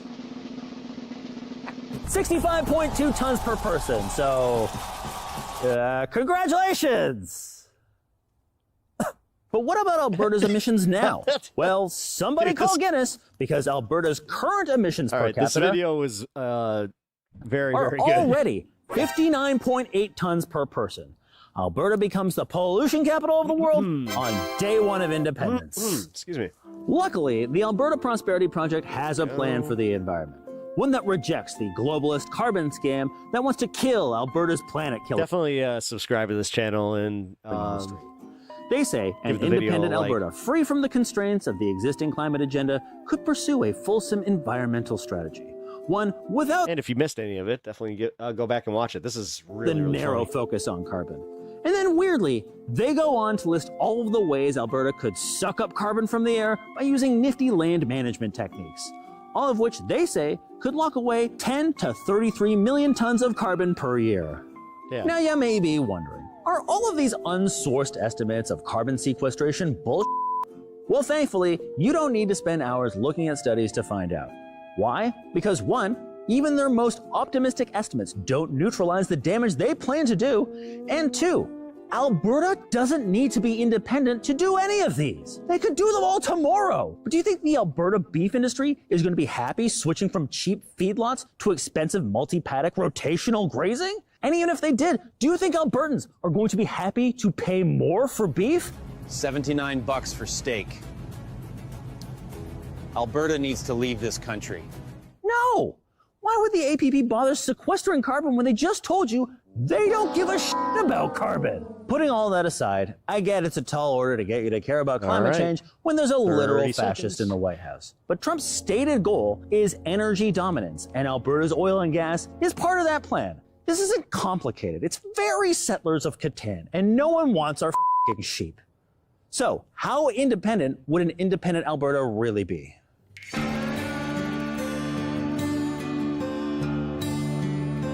Back in April, a delegation of the Alberta Prosperity Project went to Washington, D.C. to discuss Alberta separation with the Trump administration.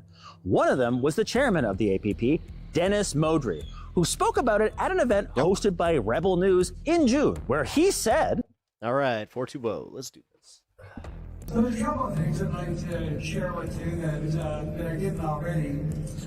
One of them was our trip to Washington on April the 22nd, when Jeff and Ralph and I met with senior U.S. administrative officials, just a couple steps away from the president's home.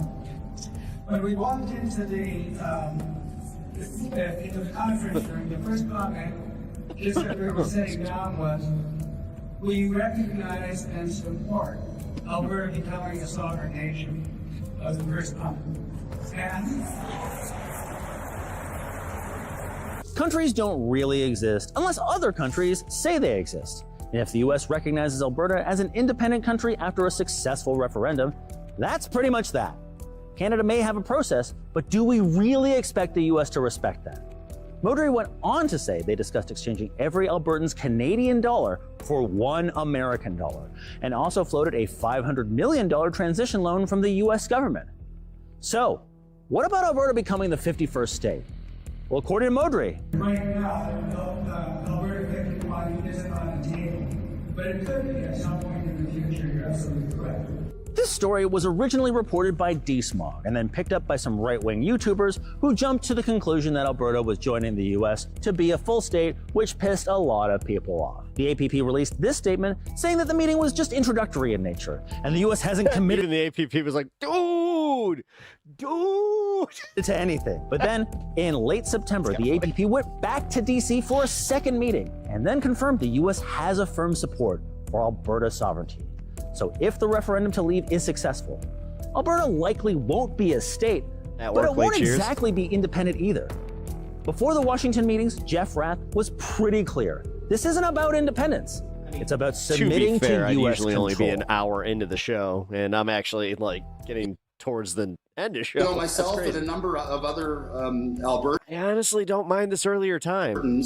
Have decided we might that be experimenting with this on Tuesdays. enough is enough. We're tired of being governed by complete idiots, and we're at a unique point in history with the newly elected Trump administration to send a delegation. Well, I just realized it's an actual blue Yeti. Whoa. To Washington to discuss with the Trump administration their support for Alberta independence and to gauge their, the level of support in the Trump administration for an independent Alberta free of Canada, to gauge their support for Alberta either becoming a U.S. territory or a U.S. state. And I think the internal discussions are that the independent Republic of Alberta as a U.S. territory, like the British Virgin or the U.S. Virgin Islands, Guam, or Puerto Rico, is probably the best way to go. Contrary to what most people who are trying to get Bad Bunny deported might think, Puerto Ricans are U.S. citizens. So don't let anyone tell you that this is about sovereignty or independence. This is about U.S. domination. As Jeff Rath writes, who would you rather answer to, Ottawa or Washington? So to my fellow Canadians in Alberta, would you rather stay in Canada and work to resolve our issues within our admittedly imperfect democracy? Or would you rather leave, just so you can feed more oil to the decadent and decaying U.S. empire as it embraces fascism and territorial expansion to prevent collapse for just one more day? I don't think that's the future most Albertans want, but I guess we're going to find out. So, let's review. U.S. oil-funded think tanks, I think that's the non-alcoholic version. like Canada Strong and Free, and the Alberta Institute have been actively encouraging separatism for years. A separation referendum in Alberta is now very likely thanks to a new law passed by Alberta Premier Danielle Smith. The same law also increases dark money in Alberta politics. The Alberta Prosperity Project wants to cut all funding to First Nations, potentially putting many in a compromised bargaining position to have their lands exploited by oil and gas companies. Tripling oil production and doubling gas production would impose heavy costs on Alberta while making it by far the world's largest polluter per capita. I don't know about that, Nate. The APP has already negotiated. There's a lot of I never thought that this could happen moments in America, so for the U.S. to recognize Alberta after a successful. I mean, not that you're in referendum. Alberta. Alberta separatism is not about independence or sovereignty. It's about U.S. control over our resources.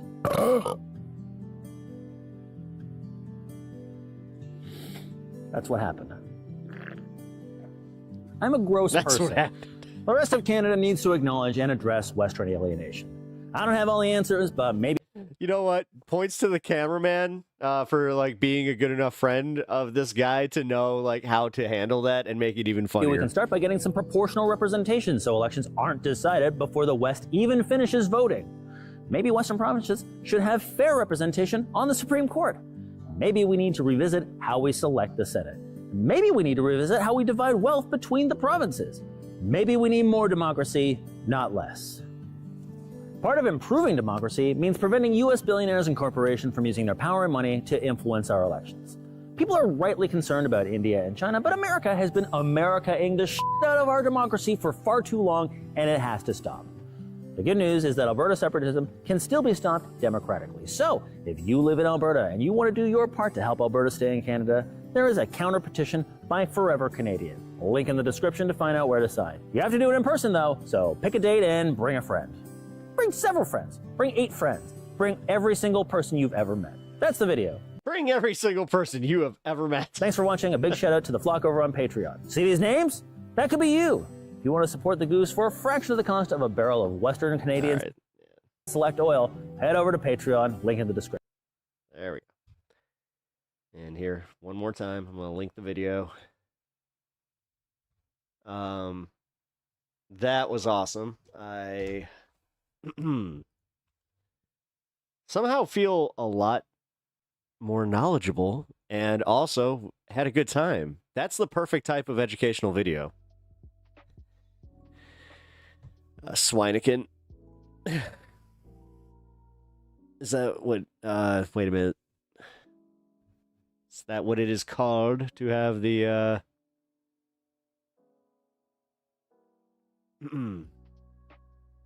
the fake, oh my god, the non-alcoholic beers. Holy shit, dude, I got ripped. Bear with me here, guys. Holy, woof. Oh. Pork-based lager. Ew. Hey, I have had bacon flavored vodka before, and I gotta say, I was surprised. So, it was nowhere near as bad as I thought it would be. You just got, oh man, you did? Hell yeah. Yeah, that was great.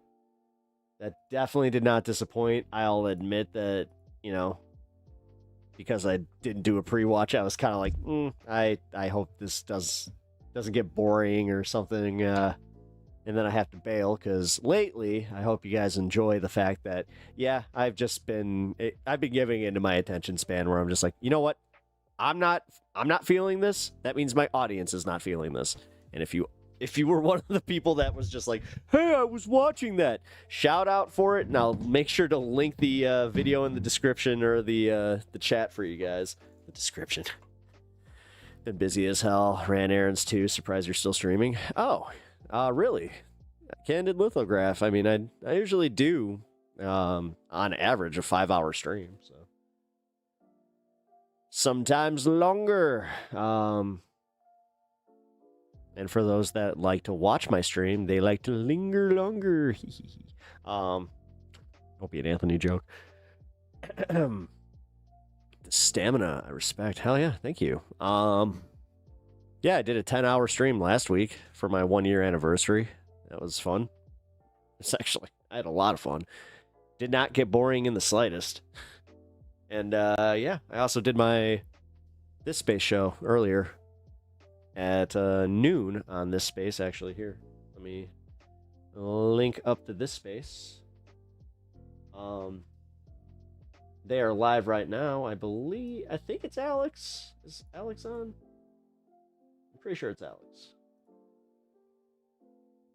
Otherwise known as Devil's Advocate Production. Yeah, my This Space show is called Pepaganda. It's a 1-hour format where I go through 2 to 3 stories that I have been more interested in, that I want to do like more deep dives. And yeah, it's fun. I like the fact that I am able to contribute to this space as a talent and give them a exclusive show. I know that not everybody can do that, but you know what? Why not? Gives me the chance to experiment with the format, and like the exclusivity has, you guys have really shown up. I appreciate that. My audience is definitely loyal, so thank you guys. Also, hope you had fun on this space today, because that was a good show. I was pretty happy to bitch about the Democrats doing their thing. Because that's where I wanted to do that. I was actually debating watching that video that we just watched on on this space, but I was just like, nah. And then I covered the extra judicial, I hate that fucking word, killings of the boats in the Pacific region by the United States of America. Yeah. Kind of makes that whole... I think there's like maybe 1 or 2 people that I know that have even tried it, where they're just like, oh yeah, actually, Obama was actually okay. I just think that, the drone strikes and this stuff was a little bit too much. And it's like, but I like Trump. It's like, wait, so you're fine with what he's doing with the Venezuela stuff? Yeah, you know what? Drug cartel's bad. It's just like, holy shit. Oh, man. But no, Candid Lithograph, I'm really happy to have you here. And yeah, if you haven't already, I think you've subscribed to the channel by now. But if you haven't, and if you guys haven't hit the like button, I really appreciate it. It helps out the channel a lot. Also, if you guys want to help out the channel and contribute to the Wife's Cancer Fund, you can do so. I have my Streamlabs link. I have my, the GoFundMe is linked in the Discord, which here I will drop one more time. This link will expire after stream, so if you have not already joined, join now. this is also free. But you guys can also support the show. Got memberships. They're, I think, $3.99 now because YouTube did something. I tried to make them $2.99, and yeah, I guess they got mad at me for that. So, if you guys want to help support the show, that really goes a long way. And I know that some people like to play the whole like, well, how much of a ratio do you get? Don't worry about it. It helps out the channel, guys. And I have this, like, I want to be very careful here. I have a theory. So have you ever played like an EA game? Where they have this thing that's, it's an interesting concept where it's pay to win, right? Where you do this thing where you buy a few loot boxes here or there, and then all of a sudden you get better performance. I hope you guys see where I'm going with that. Never heard of it. Well, either way, yeah, you guys can get a membership. I don't want to steal the whole, like, for the price of a cup of coffee, but, I'll just say for me, I went back to, because I took a hiatus, I'll admit, because I paid for TYT for a long time, and I also stopped paying for Majority Report for a little bit, and now I'm back to it. I'm a member on Majority Report, have been for, I think, since March.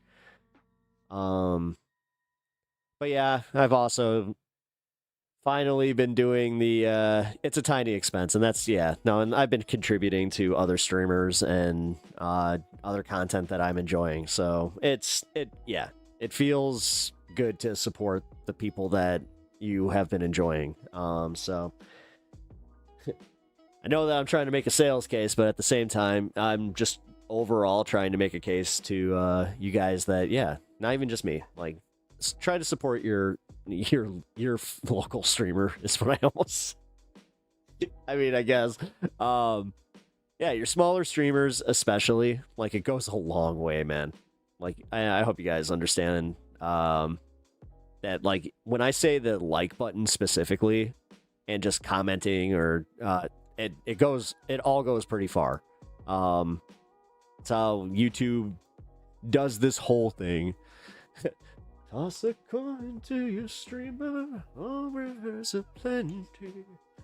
Yeah, hey. I want to watch that show now. Well, not the new season, the old ones. See, look, my dumbass took this long to like the video. Hey! See, this is why I do the reminders. I appreciate that. Thank you. For real, guys. I really appreciate all the support. And over on Twitch, guys, I have not forgotten about the Twitch, which, speaking of, I should probably link that over here on YouTube. If you guys haven't already, pop on over, follow me on Twitch, because it is more of a just in case. You never know. It's good to have my stuff out there on multiple platforms, but also, if you guys have the Amazon, freebie from Jeff Bezos, you know what? Be based.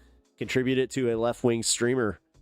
Doesn't necessarily have to be me, but like I said, be based. Definitely subscribe over to any left-wing streamer with that one. That's what I do.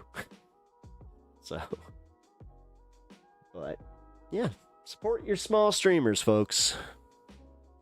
Also, anybody over on this space, if you guys haven't, like I said, gone over there, followed this space specifically. But yeah, we got, oh shit, I just realized I only copied part of the link.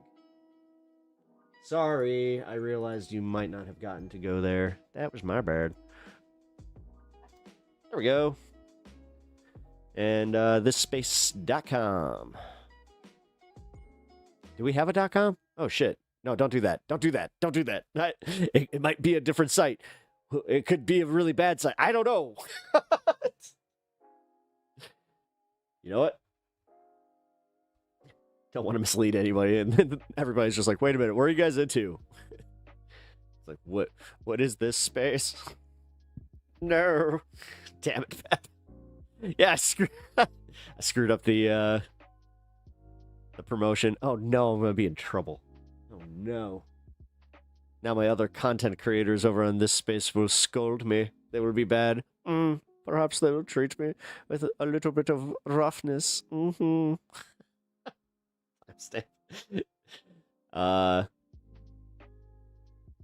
Make sure you cut that out. Oh, shit. Okay, here.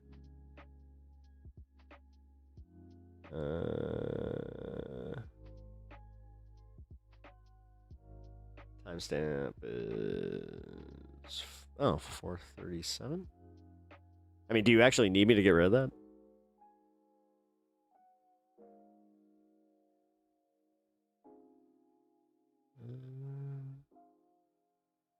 It's an actual liability. Oh, okay, cool.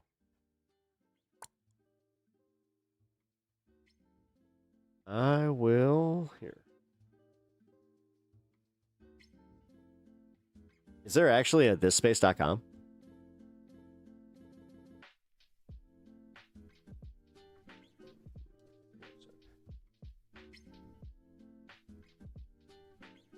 Okay, it's not gonna...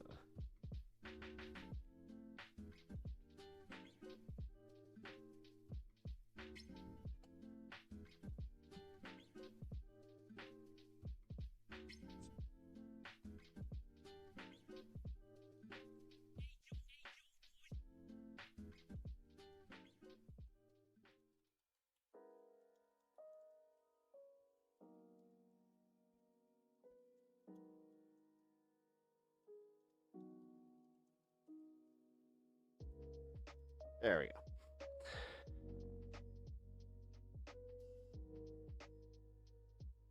Yeah, like the stream or we'll all get banned. Probably not safe for work. Is it? Ooh.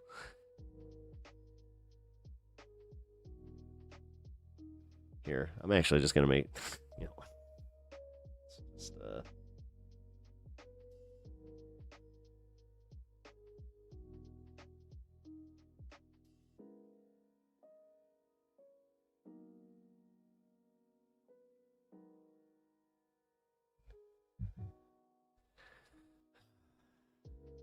let's see.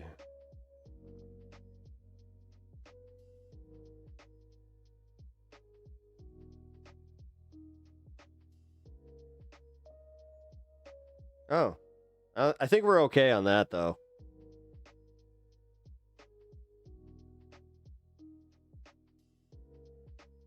No, I think we're okay. I'll still remove it, but no, I think we're all right. The hyperlinks for that one, and then...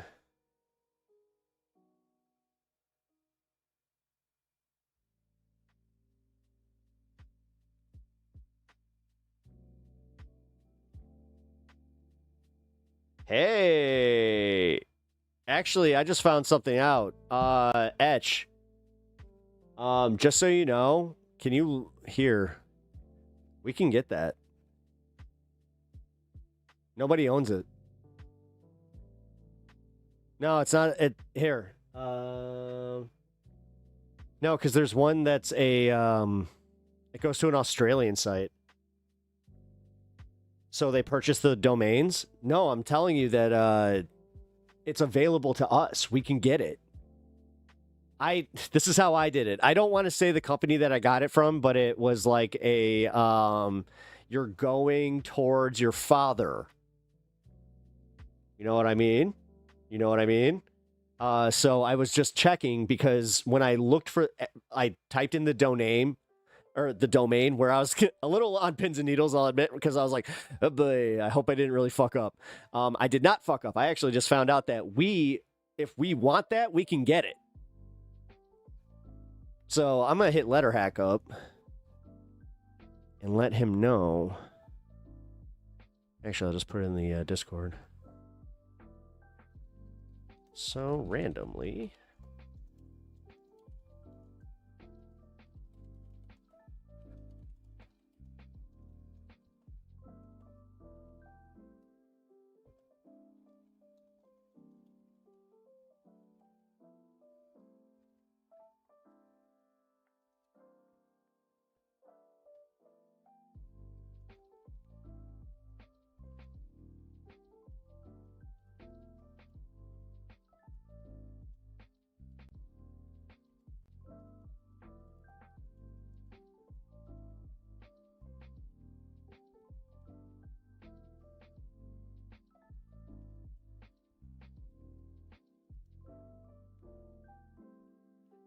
Getting closer to your father?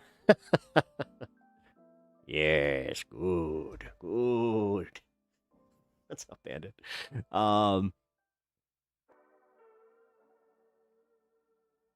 This is not legal or financial advice, but I would jump on it while it's there. I'm just gonna say because no, I appreciate Etch you looking out, by the way. Major TNS. Oh shit, here, I gotta go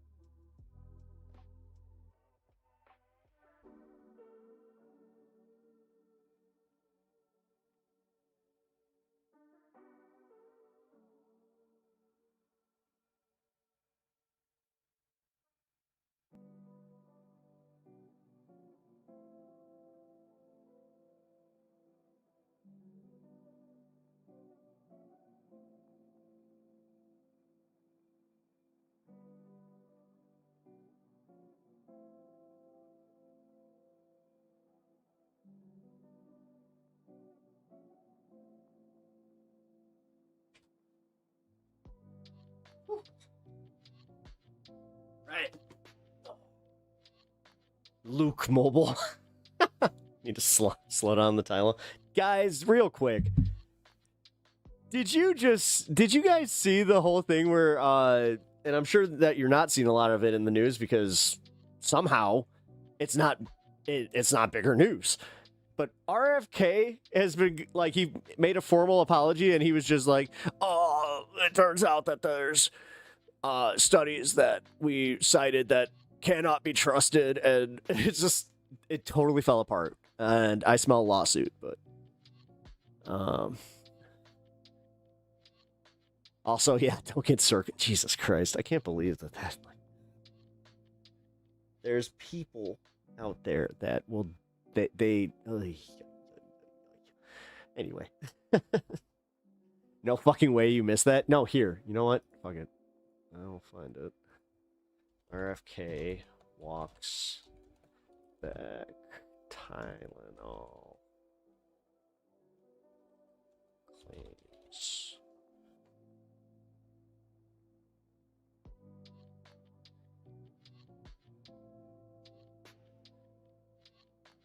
Are you one of those sites? Nope, we're good. Ooh. There we go. Look at that. RFK walks back Trump administration's claiming linking Tylenol and autism.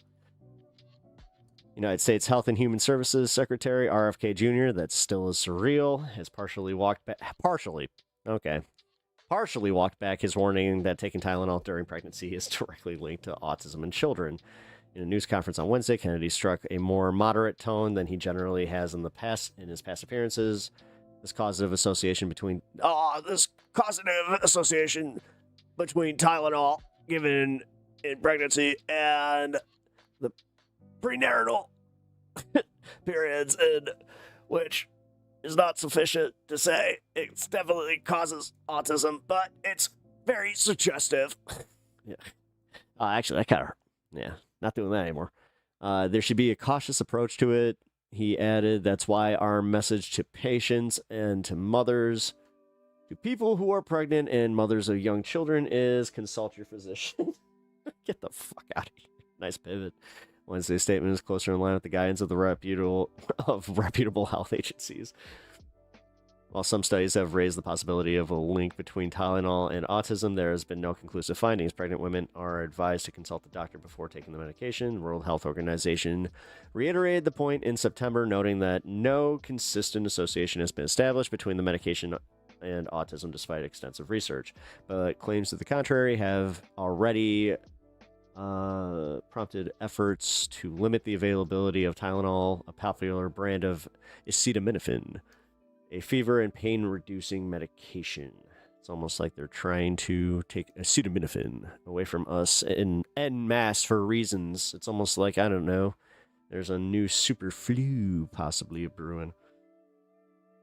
On Thursday, Texas Attorney General Ken Paxton, who we should remind everybody almost got impeached, launched a lawsuit accusing Johnson & Johnson and Kenvue, the companies behind the over-the-counter pain relievers, of deceptive practices. In doing so, he reiterated misinformation shared by Donald Trump and government officials like Kennedy. By holding Big Pharma accountable for poisoning our people, we will help make America healthy again. Ugh. Maha. What in the fuck is that? I don't think that's for your nose, guys. What the fuck? Okay. Lawsuit, blah, blah, blah, blah, blah. Anyone who takes this stuff during pregnancy, unless they have to, is irresponsible. And blur. I think it's just to stroke our fickle president's ego. The thing is, it's not even really his position, though. He adopted that position from RFK. That's where I'm really fucking confused about this. Ugh.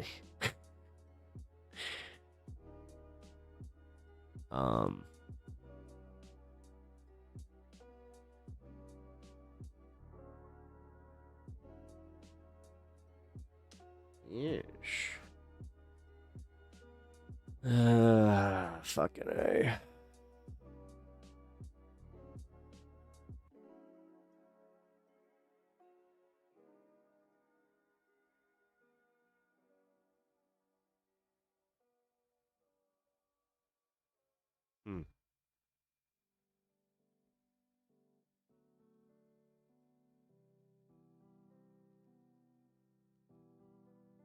Okay. But Trump took it over from RFK, so he owns it now, and everyone's laughing. So here comes Texas to attempt to legitimize it. Ah, okay. All right, I see the game now. Oh, fuck. Oh, man, I just realized I forgot to do something. Hold on.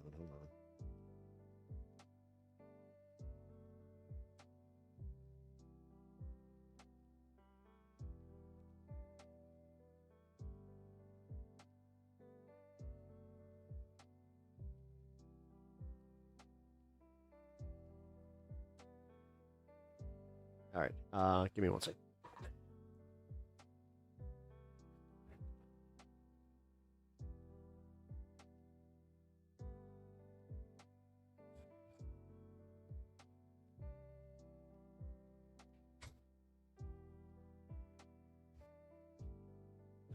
Cool.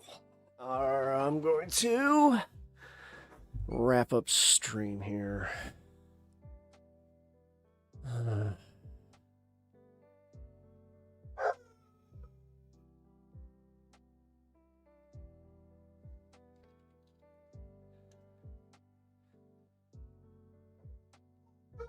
Oh, all right. Yeah, I'm going to have to wrap up here. Let me let him up so I can do that. All right. Yeah.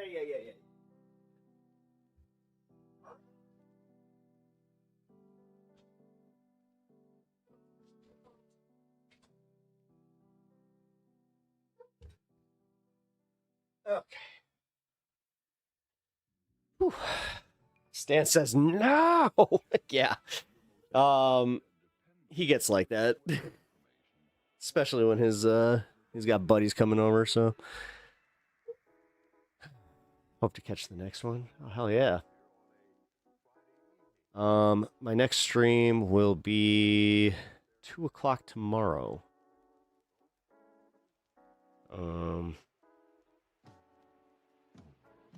Definitely not minding the earlier start, gotta say.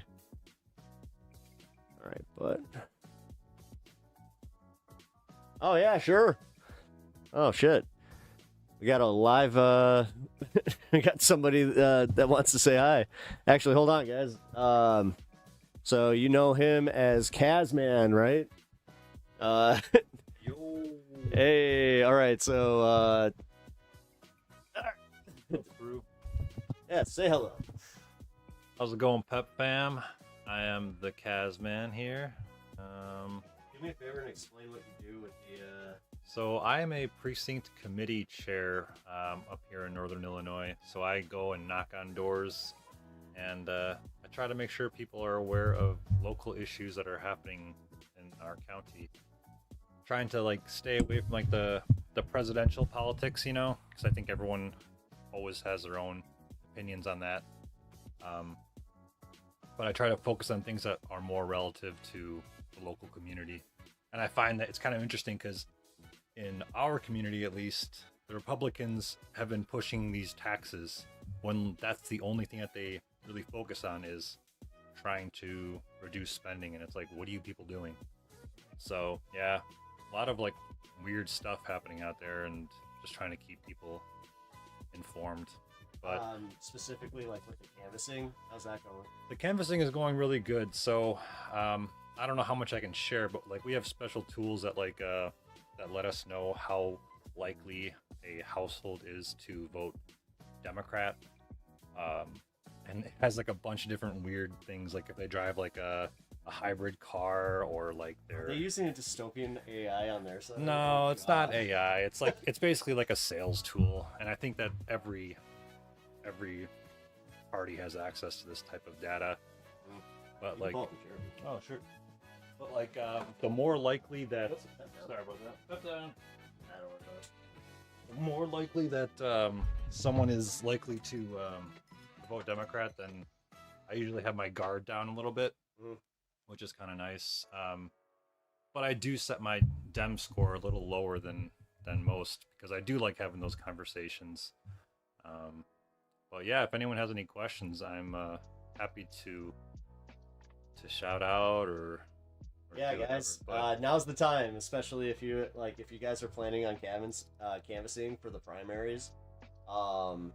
This is the time to get those questions out. He's the guy to ask, obviously. Yeah.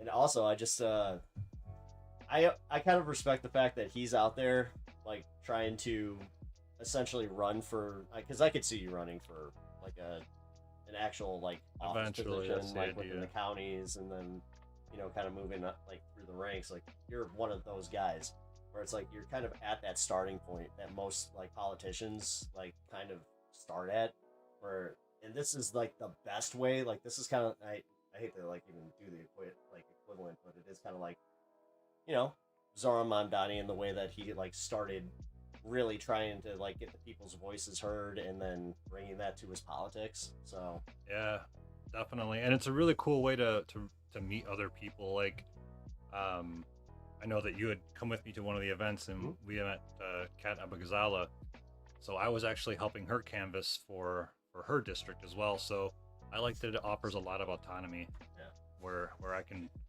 I got these. yeah, I can choose who I want to canvass for. So if I see some like milk toast lib running in my district, technically I think I'm supposed to canvass for them, but you're kind of just like, no, I was like, I overlooked it. My bad. I mean, guys, I'm the only person under 50 in this room, probably the only person under 60 that is doing the canvassing. So they're happy to have someone that is like younger-ish and willing to get out there and have these conversations. So I'm gonna try and get the gain up here, guys. Just oh, sorry, it's not just talk a my little bad. bit more into the mic, just because I'm trying to. I typically am a bit of a mumbler anyway, so it's probably not a good combination. Yeah, but okay. Are you getting well received by the people when you knock on their door? And do they have an attitude? Because we actually did have somebody in chat that was talking about canvassing, Candid Lithograph, and they were talking about how they're worried that they're going to be losing a lot of support with people that they were kind of edging on like possibly even being kind of like conservative, but they decided for whatever reason to go canvass with the what's her face from Virginia. Oh, I forgot her fucking yeah. name already. So with that, I do only get I pretty much only get people that are welcome to see this, because you might not realize this, but the Dems have a much stronger canvassing team than the Republicans do. The Republicans seem to focus more on emails. You know, of course, they're boomers, Right. so they focus on like how they can scare people, like, oh my God, this Mom Donnie is a communist and he's coming for you next. Meanwhile, the Dems just have like a shit ton of volunteers that go door to door, and that's kind of why I was focusing on local issues, because I feel like everyone has their mind made up. But in my particular county, we're a pretty purple county, maybe 55% Republican. But out of 18 county chairs, we have 3 Democratic representatives. So that's kind of what I focus on, where I'm like, hey, the taxes are really high. I agree with you. This sucks. But, you know, the last time that we've had a majority in our county on the board was almost Civil War era. So Jesus. yeah, so we like let us have a this is chance. Illinois, guys. So, yeah, like that's it's kind of like wild. that's why I was saying, like, when I was talking about the 9th district being like the snake. Yeah, that's what I'm talking about right there. Yeah, yeah, because my district, it runs from the tip of my county all the way down to southern Illinois. And if we have any like MAGA in here, yeah, Illinois is gerrymandered, but overall, the Republicans have many more extra seats than we do, just because of you know, all those gerrymandered states. I don't think it's right to do regardless, but at this point, we kind of got to fight any way we can. I mean, that's the way that they've maintained, like, I know the Illinois House. Yeah, yeah. Like, they gerrymander the shit out of like our locality, and then like I was talking about secession earlier, and how like in Canada they want Alberta, like the fucking secede or whatever, and how we have to deal with this with every election fucking cycle, and how that reflects on our state representatives, because they have so many like small little fucking counties of maybe like 10 people that still get representation within our state house. And that's why like we have kind of like a conservative state house. Yeah, exactly. So. Yeah. Yep, you nailed it. But yeah, overall, I mean, people are very happy to talk, especially since believe it or not, this government shutdown, which I'm losing sleep over the fact that the Dems like lost their balls. People are saying that there might be some type of strategy to this, but I don't see it. I don't see it. I mean, I don't think that this Epstein thing is really going to be our ace in the hole like some people think it is, because we already know that they're okay with supporting pedophiles and PDF files. Oh, PDF files. Sorry. So I don't. Keep it to us. Yeah, I don't think that that's really going to change anything. If we find some video or whatever, they're going to be like, all right, cool, then I can do it too. You know. But yeah, it's people are much more welcoming than I was anticipating. Just, you know, seeing someone at their door, because it is a, you know, you kind of got to be a little bit brave to do this in like a purple county. Like, people are kind of nuts out there. Did you get any pushback? I had a couple doors slammed in my face. I've had people that would just talk to me through the door and just tell me to leave the literature and walk away. People for some reason thought I was there to canvass for Republicans, and then I got chewed out for that by wait a goddamn minute here. There's a white man at my door. He must be a conservative. And I get it. But... Have you heard about our Lord and Savior, Donald Trump? Yes. Oh, by the way, can you sign this Actually, that's the way to handle it. Can you sign this petition? I mean, let's assume that you can read. Not the way to handle that, guys. But yeah, so the whole thing is, when you do canvassing, the person that you canvass and get their signature for, if they sign a Republican or an independent canvass, then yours is nullified, and then you might not get on the ballot. Oh. Yeah. So I'm running uncontested, so I'm guaranteed my spot. Like... Yeah. I'm in, so I'm fine with that. but maybe I'll have some pretty big news soon where I'm looking at a city board position.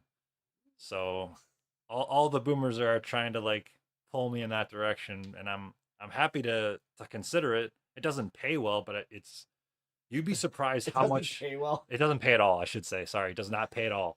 But you have so much influence at the local level, and I think that anyone out here who's watching this would probably be a great candidate to just go to a couple meetings and see if they have any openings. Listen to that, you guys. Because we are the ones that have the voice that people want to hear.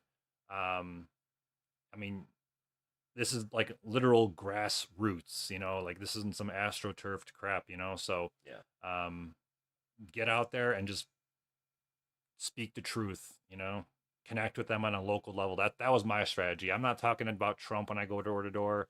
They're always happy to talk about Trump, but I'm not. I'm trying to focus on issues that are relevant to my community. What would you say about the party itself and how they're accepting you? Like, well, I would consider myself more towards the socialist side of things, and I make that very well known every week when we have our meetings.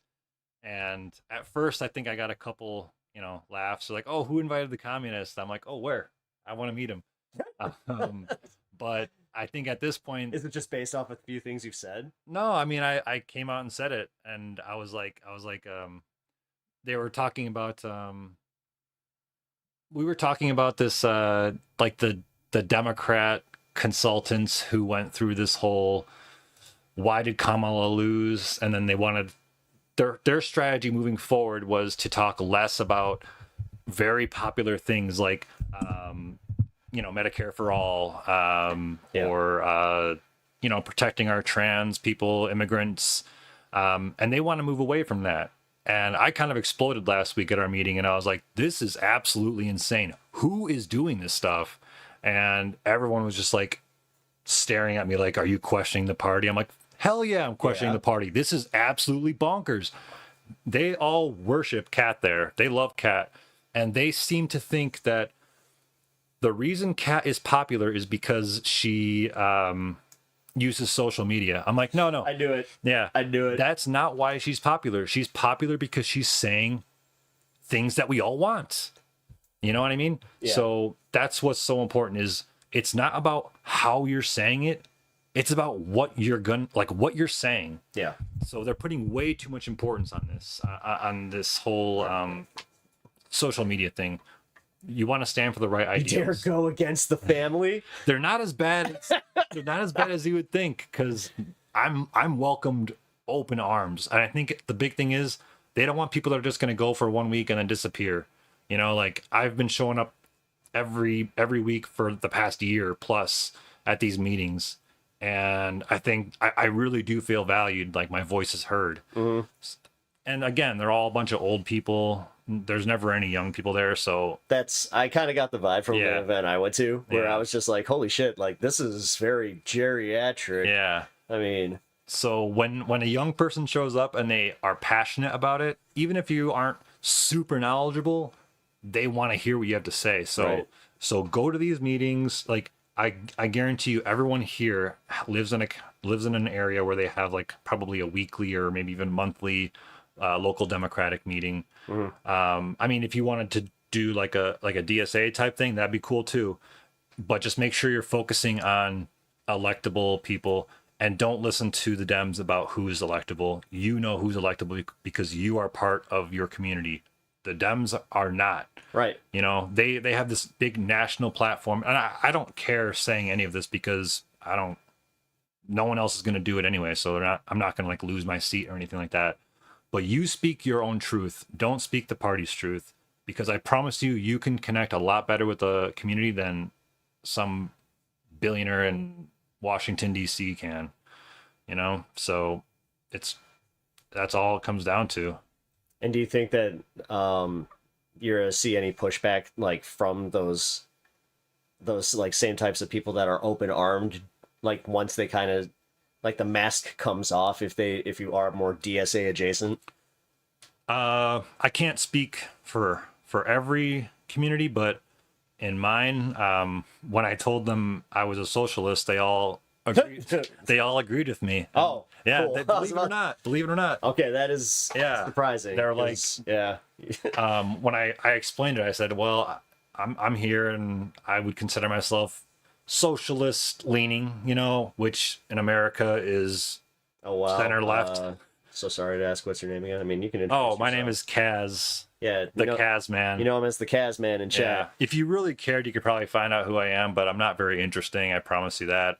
But if you shoot me a chat, in the videos, I watch a lot of Pep's videos whenever I'm not working, but also in Discord, it's just Kaz, I think. Yeah, I think you're just literally Kaz in Discord. So anyone, if you have any questions, I'm more than happy to answer. And maybe I'll make some more appearances. Hell yeah, man. Yeah. Hell yeah. It's awesome being here. It's like I feel like I'm in like a stock trading room here with all these monitors and everything. It's awesome. Oh, thanks, man. Yeah. Yes, I have the tickers. But yeah, I can actually just wrap up here. But no, I appreciate you actually like coming on and talking to the audience about this. Here, let me get this gain down just because, yeah, it's a little louder than usual now. But all right, guys, as I said, I will be on at 2:00 tomorrow, and you will be seeing more of Kaz here. Actually, here, there you go. Celebrate a little bit. Don't need to hide it. Do I hide it? I mean, I kind of do like the little dip, but it's all right. But yeah, we are going to go hang. And yeah, guys, I do appreciate you. Fantastic finisher. Hell yeah. No, that was a good end of show. It's kind of funny when I heard him like walking down. I was like, oh shit, does he know that I'm still alive? And you're like, can I come on stream? I was like, fuck yeah, man. Let's go. But yeah, guys, I will catch you tomorrow at 2:00. You know the deal here. I gotta find my little outro and do that. But like I said, 2:00 tomorrow, and then I think we are going to do something on Thursday. I'll keep you guys posted. But all right, everybody say goodbye to Kaz. See you guys. All right, we will catch you later. Farewell. Who the heck is Pep Talks? I'm not gay, but I fantasize about Marco Rubio. Pep Talks. Pep Talks. Pep Talks. Let's eradicate the Kung Flu. I'm literally coming. Pep Talks. Pep Talks. Who the heck is Pep Talk? They want our women.